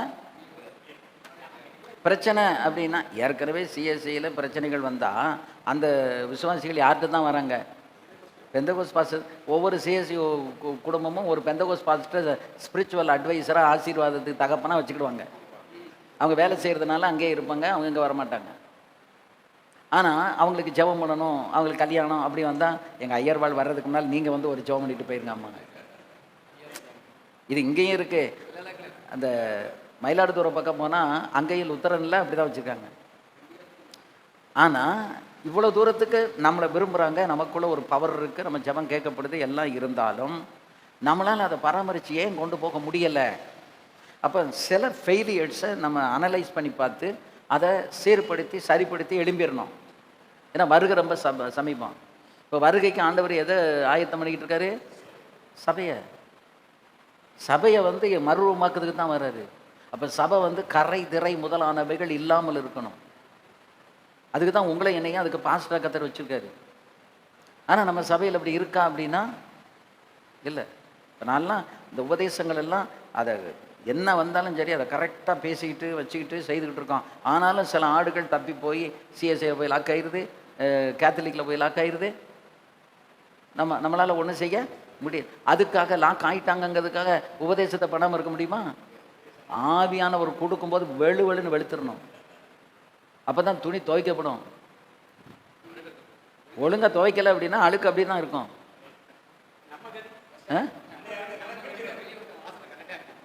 எப்படி கூட்டிகிட்டு போனவங்க அங்கே போய் என்ன பாடுபடுறாங்கங்கிறது உங்களுக்கு தெரியுமா? தெரியாது. எல்லாருக்கும் அந்த பிரச்சனை தான், எனக்கும் அந்த பிரச்சனை தான். அதுக்காக நான் வந்து உபதேசத்தை சொல்லாமல் இருக்க முடியுமா? கன்சாடியாக விட முடியுமா? கன்சாடியாக விட்டோம்னா பரலோகத்துக்கு வராத. இல்லை, நம்ம கிழிக்க முடியாது. அது நம்ம சபை இல்லை. நம்ம சபையாக இருந்தால் நம்ம கிழிக்கலாம். அது யாருடைய சபை? கர்த்தருடைய சபை. அப்போ அவர் கையில் தான் ஒப்பு கொடுங்க. பவுலே வந்து சிலரை யார் கையில் ஒப்பு கொடுத்தாரு? சாத்தான் கையில் ஒப்பு கொடுத்தாரு. எதுக்காக? அதாவது இந்த ட்ராக் மாதிரி போனவங்கள நான் பார்த்துக்கிட்டே இருக்கேன். இதிலேருந்து ஒரு 10 வருஷம் 12 இல்லை 95 98 2000 ட்ராக் மாறினவங்க இன்னைக்கு ரொம்ப வேதனைப்படுதாங்க. அன்னைக்கு ரொம்ப அவங்களுக்கு ரொம்ப நல்லா இருந்துச்சு. இன்னைக்கு ட்ராக் மாறினவங்க இனி வேதனைப்படுவாங்க. வருகையில் எடுத்துக்கொள்ளப்படுவாங்கங்கிறது சந்தேகம். வருகையில் எடுத்துக்கொள்ளப்படுவாங்களா அப்படிங்கிறது நமக்கு என்னது? சந்தேகம். ஏன்னா இங்கே வந்து பவுல் வந்து சொல்கிறாரு, உன் பாட்டி உன் தாய் உனக்குள் உன்மேல் நீ எழுப்பி விடு அப்படின்னு யாரையே பாயிண்ட் அவுட் பண்ணுறது? தீமோத்தேயுவே பாயிண்ட் அவுட் பண்ணுறாரு. அப்போ தீமோத்தேயுவே பாயிண்ட் அவுட் பண்ணும்போது அங்கே பர்சனலாக இப்போ நம்ம எத்தனை ஊழியம் செஞ்சாலும் நீங்களும் நானும் ரொம்ப முக்கியம். முதல்ல உங்கள் குடும்பம் ரொம்ப முக்கியம். அதுக்கடுத்து நம்ம சபையில் இருக்கிற விசுவாசிகள் முக்கியம். நீங்கள் இந்த ஆர்டரில் நீங்கள் வந்து கவனித்து பார்த்தீங்கன்னா தான் முதல்ல உங்கள் குடும்பத்தை கிறிஸ்துக்குள்ளே நிறுத்தணும்னு பார்ப்பீங்க. அதுக்கு அடுத்தாற் போல் உங்கள் சபையில் இருக்கிற விசுவாசிகளை கிறிஸ்துக்குள்ளே நிறுத்தணும்னு பார்ப்பீங்க. நமக்கு கூட்டம் வரணுங்கிறதுக்காக உபதேசத்தை தளர்த்தினீங்கன்னா கூட்டம் வந்துடும். ஆனால் அந்த கூட்டம் வந்து என்ன கூட்டம்? குப்பையான ஒரு கூட்டமாக இருக்கும். அது வந்து மணியாக தேராது. மணி ஆகணும் அப்படின்னா ஃபேன் காற்றுல வந்து இந்த மணி வந்து ஃபேன் காற்றுக்குள்ளே போய் தான் வெளியே வரணும். கையில் முறத்தை வச்சு இப்படி வீசுகிறாங்கல்ல, அப்படி வீசும்போது மணி எல்லாம் அப்படியே கிடக்கும். பதரெல்லாம் அதான் காற்று பறக்கடிக்கும் பதரை போல் போவார்கள். நீதிமான்கள் துன்மார்க்கர்கள் நீதிமான்கள் சபையில் நிலை நிற்பது இல்லை. நம்ம நோக்கத்தை பார்க்கணும். எதுக்கு கத்தனை மேலே அடிச்சுட்ட? இந்த உலகத்தில் நம்ம மேன்மையாக வாழ்கிறது வாழ்க்கை முக்கியமாக? பாடுபட்டாலும் சங்கடப்பட்டாலும் நிந்திக்கப்பட்டாலும் அவமானப்படுத்தப்பட்டாலும் நித்தியத்துக்கு நம்ம தகுதி உள்ளவர்களாக இருக்கிறோமாங்கிற அதைத்தான் நம்ம பார்க்கணுமே ஒழிய வேறு எதையுமே பார்க்குறது. இப்போ நான்லாம் அதை ஒன்றை வச்சு தான் ஓடிக்கிட்டே இருக்கேன். என்கிட்ட நிறைய பேர் வந்து சொன்னாங்க, நீங்கள் கொஞ்சம் இந்த வாழ்க்கையை மட்டும் பேசாமல் நீங்கள் இது பண்ணால் ரொம்ப நல்லா இருக்குது பாஸ்டர், இன்னும் நிறைய பேர் வருவாங்க. எப்பா நிறைய பேர் வேண்டாம், நமக்கு நிறைய பேர் வந்தாலே ஆபத்து. இப்போ நீங்கள் கொஞ்சம் பேர் இருக்கீங்க, முகம் பார்த்து நான் பேசுகிறேன். எல்லாம் இப்போ கிட்டத்தட்ட 2.5 மணி நேரம் உங்கள் கவனமெல்லாம் என் மேலே இருக்குது. நான் நல்ல ஆவியில் கத்துற அபிஷேகம் பண்ணுறாரு. ஒரு 4 பொக்கு உள்ளே உட்காந்துட்டு இருந்துச்சு வைங்க, வேறு ஆவி உடையவர்கள் இங்கே வந்து உள்ளே உட்காந்தாங்கன்னா பக்கத்தில் இருக்க நிறையவும் முடியாது. ஒன்று இந்த ஆவி இந்த வேகத்தில் அது ஒன்று உருவாக்கப்படணும். அப்படி இல்லை அப்படின்னா இன்றைக்கி நிறைய இடங்களை நான் பார்த்துக்கிட்டே இருக்கேன். இதே மாதிரி இந்த அளவில் உள்ள ஒரு கூட்டம் ஒரு 35-36 பேர், அதிகபட்சம் வேணால் 40 பேர், அவ்வளோ. அதுக்கு மேலே நீங்கள் கூட்டத்தை சேர்க்காதீங்கன்னே நான் சொல்லியிருந்தேன். ஏன் அப்படின்னா உருவாக்கப்படுகிற இடத்துல உருப்படி இல்லாத ஆட்களை எண்ணிக்கைக்கு கொண்டு வந்து இங்கே கொண்டு வந்து உட்கார வச்சிங்கன்னு சொன்னால் ஆவியிலே நிரம்ப மாட்டாங்க, அபிஷேகத்தை நிரம்ப மாட்டாங்க. இருக்கிற கூட்டத்துக்கு அது கேடாக போயிடும். 120 பேர் உட்காந்துருந்தாங்க, 120 பேர் மேலேயும் ஆவியானவர் இறங்கினார். அல்லேலூயா. ஒரு ஆள் மேலே கூட ஆவியானவர் இறங்காம இல்லை. அப்போ அந்த 120 பேரும் அந்த 50 நாளையில் ப்ரிப்பேர் ஆகிட்டாங்க. 120 பேரும் ப்ரிப்பேர் ஆகிட்டாங்க. அதுபோல் இப்போ நம்ம இருக்கிறோம் அப்படின்னா மணியாக நம்ம இருந்து ஆவியானவர் இறங்கும் போது, நீங்கள் சத்தமாக ஏன் அந்நிய பாஷை பேசணும் தெரியுமா? அந்த அந்நிய பாஷை நீங்கள் பேசி ஆவியில் நிரம்பும் போது தான் ஒவ்வொரு வார்த்தையும் சாத்தானுடைய முகத்தில் வந்து சப்பு சப்பு சப்புன்னு அடித்த மாதிரி இருக்கும். அவனுக்கு வந்து இந்த பாஷை விளங்காது. அவன் பரலோகத்தில் இருந்து கீழே விழுந்தவன் தான். ஆனால் இந்த நம்ம தூதர் பாஷையை பேசவும் என்ன பாஷை பேசவும் நமக்கு விளங்காது. ஆனால் ஒன்று நமக்கு விளங்கும், இந்த பாஷை பேச நான் விருத்தி அடைஞ்சிக்கிட்டே இருப்பேன். எனக்குள்ள ஆவியில் கழி ஊறிக்கிட்டே இருப்பேன். எனக்குள்ள விசுவாசம் வளர்ந்துக்கிட்டே இருக்கும். நான் இன்னும் கத்தருக்காக வாழணுங்கிற வைராக்கியம் எனக்கு வரும். ஐயா நான் படிக்கல, பட்டம் பெற எனக்கு ஒன்றும் இல்லைப்பா, எனக்கு ஒன்றே தெரியும், ஆவியானவர் இறங்கினார்னா கையை தட்டி நான் என் கையே வைக்கிற மாதிரி ஆவியில் நிரம்பி நான் துதிச்சுக்கிட்டே இருப்பேன். அந்த துதி என்ன உருவாக்கிக்கிட்டே இருக்கும். என் மேலே இருக்கிற அழுக்குகள் அதை நீக்கிக்கிட்டே இருக்கும். அல்லேலூயா. அதுக்கு தான் நமக்கு என்ன வேணும்? அபிஷேகம் வேணும். நான் பைபிள் காலேஜில் கிளாஸ் எடுக்கும்போது எப்படியும் ஒரு 5 மினிட்ஸ் எல்லா பிள்ளைகளும், அது பெண் பிள்ளைகளானாலும் ஆண் பிள்ளைகளானாலும் சரி, ஒரு 5 நிமிஷம் ஆவியில் நிரப்பாமல் அந்த கிளாஸை முடிக்க மாட்டேன். அறிவை விருத்தியாக்கி ஒன்றும் பிரயோஜனம் கிடையாது. ஆனால் அபிஷேகத்தில் விருத்தியாக்கி விட்டோம்னா மணிமணியாக போய் அவங்க பயன்படுவாங்க. இல்லையா? அப்போ எது நமக்கு முக்கியம்? பரிசுத்தாவியானவருடைய அபிஷேகம், ஹோலி ஸ்பிரிட்டை பற்றி டீச் பண்ணலாம், பரிசுத்தத்தை பற்றி டீச் பண்ணலாம். ஆனால் அந்த இடத்துல அவங்க ஆவியில் நிரப்பாமல் விட்டோம் அப்படின்னா போக்கு மாதிரி வந்துட்டு போயிடும். அறிவு விருத்தியாகி என்னங்க பிரயோஜனம்? அறிவும் அனுபவமும் அபிஷேகமும் ஈக்குவலி ஷுட் பி டெவலப்ட். இந்த 3 சரியாக இருக்கணும். இப்போ சில பைபிள் காலேஜுகளில் எடுத்துக்கிட்டிங்கன்னா அவங்க வந்து பக்காவாக அந்த சப்ஜெக்டில் அவங்க டாக்டரேட் முடிச்சிருப்பாங்க. நான் சொல்கிறது இங்கே உள்ள காலேஜில் இல்லை, பூனா, பெங்களூரு, கல்கட்டா, இந்த மாதிரி உள்ள அமெரிக்கா, இந்த மாதிரி உள்ள இடங்கள்ல சொல்கிறேன். சப்ஜெக்டில் வந்து ரொம்ப பக்காவாக இருப்பாங்க. எந்த கேள்வி கேட்டாலும் டான்டான்னு சொல்லுவாங்க. ஆனால் ஸ்பிரிட்டில் எப்படி இருப்பாங்க? ஒன்றும் இருக்காது. நமக்கு அதுவும் வேணும். அதோட எதுவும் வேணும்? அபிஷேகமும் வேணும். அபிஷேகத்தில் நிரம்பி டீச் பண்ணால், டீச்சிங் ஒரு சப்ஜெக்ட், ஒரு சிலபஸ் இருக்கும், ஒரு கரிக்குலம் இருக்கும், எல்லாம் இத்தனை வாரத்துக்குள்ளே முடிக்கணும், டிவைட் பண்ணியிருப்பாங்க. அதுக்குள்ளே கரெக்டாக நம்ம வந்து டீச் பண்ணிகிட்டே இருப்போம். பட் அதுக்கு இடையில யாருடைய இன்டர்வென்ஷன் இருக்கும்? ஆவியானவருடைய இன்டர்வென்ஷன் இருக்கும். அது இருந்தால் தான் நம்ம சொல்லிக் கொடுக்குற ஸ்டூடெண்ட்ஸுக்கு அபிஷேகத்தில் அவங்க உருவாக்கப்படுவாங்க. இல்லைன்னா அறிவு மட்டும் விருத்தியாகும். அறிவு பெருக பெருக என்னாகும்? டிகிரிக்கு மேலே டிகிரி வாங்க இருமாப்பு தான் வரும். நான் படித்தவன், நான் 4 டிகிரி வாங்கியிருக்கேன், 7 டிகிரி வாங்கியிருக்கேன், இருக்கிற தாழ்மையும் போயிடும். கொஞ்சம் நஞ்சம் தாழ்மையாக இருக்கிறதும் போயிடும். எதில்? டிகிரி வாங்க நான் பார்த்துக்கிட்டு தானே இருக்கேன். நான்லாம் ஏன் ரொம்ப ஹம்பிளாக ப்ராக்டிஸ் பண்ணி இருக்கேன் அப்படின்னா, தாழ்மை உள்ளவர்கள் கர்த்தர் கிருபை அளிக்கிறார். இந்த தாழ்மையை நம்ம விட்டுட்டோம் அப்படின்னா எல்லாமே கிருபை நம்மளை விட்டு சுருட்டப்பட்டு போயிடும். கிருபையை மட்டும் நினைஞ்சிடக்கூடாது. அப்போ கிருபையை காத்துக்கொள்றதுக்கு நம்ம என்ன செய்யணும்? தாழ்மையாக இருக்கணும். எந்த இடத்துல நமக்கு அந்தஸ்து இருக்கோ அந்த இடத்துல நம்ம அந்தஸ்தில் போய் உட்காந்துக்கலாம். எந்த இடத்துல நமக்கு ரொம்ப கௌரவம் இருக்கோ அந்த கௌரவத்தில் போய் உட்காந்துக்கலாம். ஆனால் ஜெனரலாக இருக்கும்போது எப்படி இருக்கணும்? எவ்வளவு தாழ்மையாக கர்த்தர் நம்மளை உயர்த்த நம்ம கீழே இறங்கி போகணும். எப்படி போகணும்? அதனால தான் இந்த கூட்டத்துக்கு ஆளாக நான் வரணும்னு நினைப்பேன். ஏன்னா நான் உங்களுக்கு டீச் பண்ணிக்கிட்டு இருக்கேன். ராமநாதபுரத்துக்கு நான் போகணும். ஸ்டமக் ப்ராப்ளம் ஆகி போச்சு. காலையில் என்னால் வண்டியில் ஏறி போக முடியல. ஒரு 1 மணி நேரம் டிலே ஆயிடுச்சு. உடனே ஃபோன் பண்ணி சொல்லிவிட்டு ஒரு கட்டை வந்தது, சரி என்ன ஆனாலும் பரவாயில்ல போவோம் அப்படின்ட்டு கிளம்பிட்டோம். போய் 1 ஹவர் டிலேயாக போனோம். நீங்கள் பாட்டு ஆரம்பித்து பாட்டு படிச்சுட்டு இருங்க, வந்துடுறேன் அப்படின்னு சொல்லிட்டு போனேன். அங்கே போன பிறகு நான் கடையை போன உடனே சொன்னேன், தயவுசெய்து என்னை மன்னிச்சுக்கிடுங்க, எனக்கு கொஞ்சம் இப்போ ஸ்டமக் ட்ரபிள் ஆகிடுச்சு, அதனால எனக்கு டைமுக்கு வர முடியல, 1 மணி நேரம் லேட் ஆகிட்டேன், எல்லாரும் மன்னிச்சுக்கிடுங்க அப்படின்னு மன்னிப்பு கேட்டேன். உடனே கூட்டத்துலேருந்து என்னையா இதுக்கு போய் மன்னிப்பு கேட்குங்க, இருக்கட்டும் நீங்கள் இப்போ பிரசங்கம் பண்ணுங்க அப்படின்னாங்க. இல்லை அதுக்கு ஒரு ரீசன் இருக்குது அப்படின்னு சொல்லிட்டு நான் கூட்டம் முடிஞ்சு ஃபீட்பேக் எழுதும்போது ஒருத்தர் எழுதியிருக்காரு, என்னை மன்னித்து கொள்ளுங்கள், ஏன்னா போதிக்கிற இவரே பிந்தி வரலாமான்னு நான் நினச்சிக்கிட்டு இருந்தேன். நீங்கள் எதுக்கு பிந்தினீங்கிற ரீசன் வந்து அதுக்கு பிறகு தான் தெரிஞ்சது. அப்புறம் நீங்கள் மன்னிப்பு கேட்ட உடனே எனக்கு உள்ளமே உடஞ்சி போச்சு. நான் வந்து என்ன நினச்சிக்கிட்டு இருந்தேன், போதிக்கிற இவர் கை கொள்ளாமல் இப்படி பிந்தி வரலாமா நான் நினச்சிக்கிட்டு இருந்தேன். என்னை நீங்கள் தயவு செய்து மன்னிச்சிருங்கன்னு அவர் எழுதியிருக்காரு. அப்போ என்னைய மன்னிப்பு கேட்க கத்தர் வைக்கிறாருன்னா அது காரணம் என்ன? அங்கே ஒருத்தன் நினச்சிக்கிட்டு இருக்கான்பா, நீ மன்னிப்பை கேட்டுரு, அதை அழிச்சிரு, இல்லைன்னா அவன் இதே நினச்சிக்கிட்டு இருப்பான். இப்போ மன்னிப்பு கேட்கறதுனால எனக்கு என்ன கிரீடம் கீழே இறங்கிச்சு? ஒரு கிரீடமே இறங்கலை. ஆமாம். ஏமா எழுத தெரியுமா உங்களுக்கு? எழுத தெரியுமில்ல? உங்கள் பேரையும் உங்கள் ஃபோன் நம்பரை மட்டும் எழுதுங்க. நீங்கள் வந்ததுக்கு அடையாளமா பேனா தரோம். இந்த கூட்டத்துக்கு வந்து பேப்பர் கொண்டு வர மாட்டாங்க, பேனா கொண்டு வர மாட்டாங்க. நீயே பேப்பர் கொண்டு போ, பேனா கொண்டு போன்னு 2012 ஆண்டவர் என்கிட்ட சொல்லிட்டாரு. அதனால தான் நான் பேப்பரும் பேனாவும் நானே கொண்டு வந்துக்கிட்டு இருக்கேன். அதனால் பேனா இல்லை அப்படின்னா பேனா நாங்கள் தரோம். சார் அந்த அம்மாவுக்கு ஒரு பேனா கொடுங்க, ஒரு பேப்பரும் கொடுங்க, பேனாவும் கொடுங்க. ஆக நம்ம வந்து அறிவை பெருக்கிறதுக்காக வரல, நம்ம அனுபவத்தை பெருக்கிறதுக்காக வந்திருக்கிறோம். அறிவை பெருக்கிறதுக்கு பைபிள் ஸ்கூல் அது இதில் நிறைய இப்போ நடந்துகிட்டு இருக்கு. சுற்றி சுற்றி ஒவ்வொரு சபைக்கும் என்ன நடக்கு? பைபிள் ஸ்கூல் நடக்கு. நம்ம அதுக்கு வரல.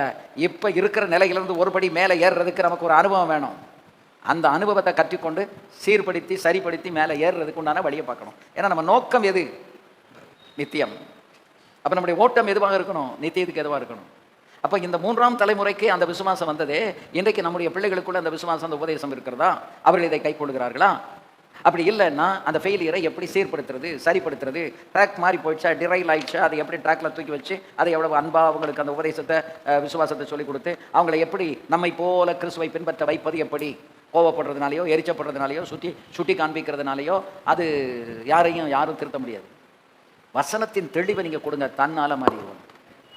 ஆமே ரைட். வேறு எதுவும் கேள்வி இருந்தால் நீங்கள் கேளுங்க.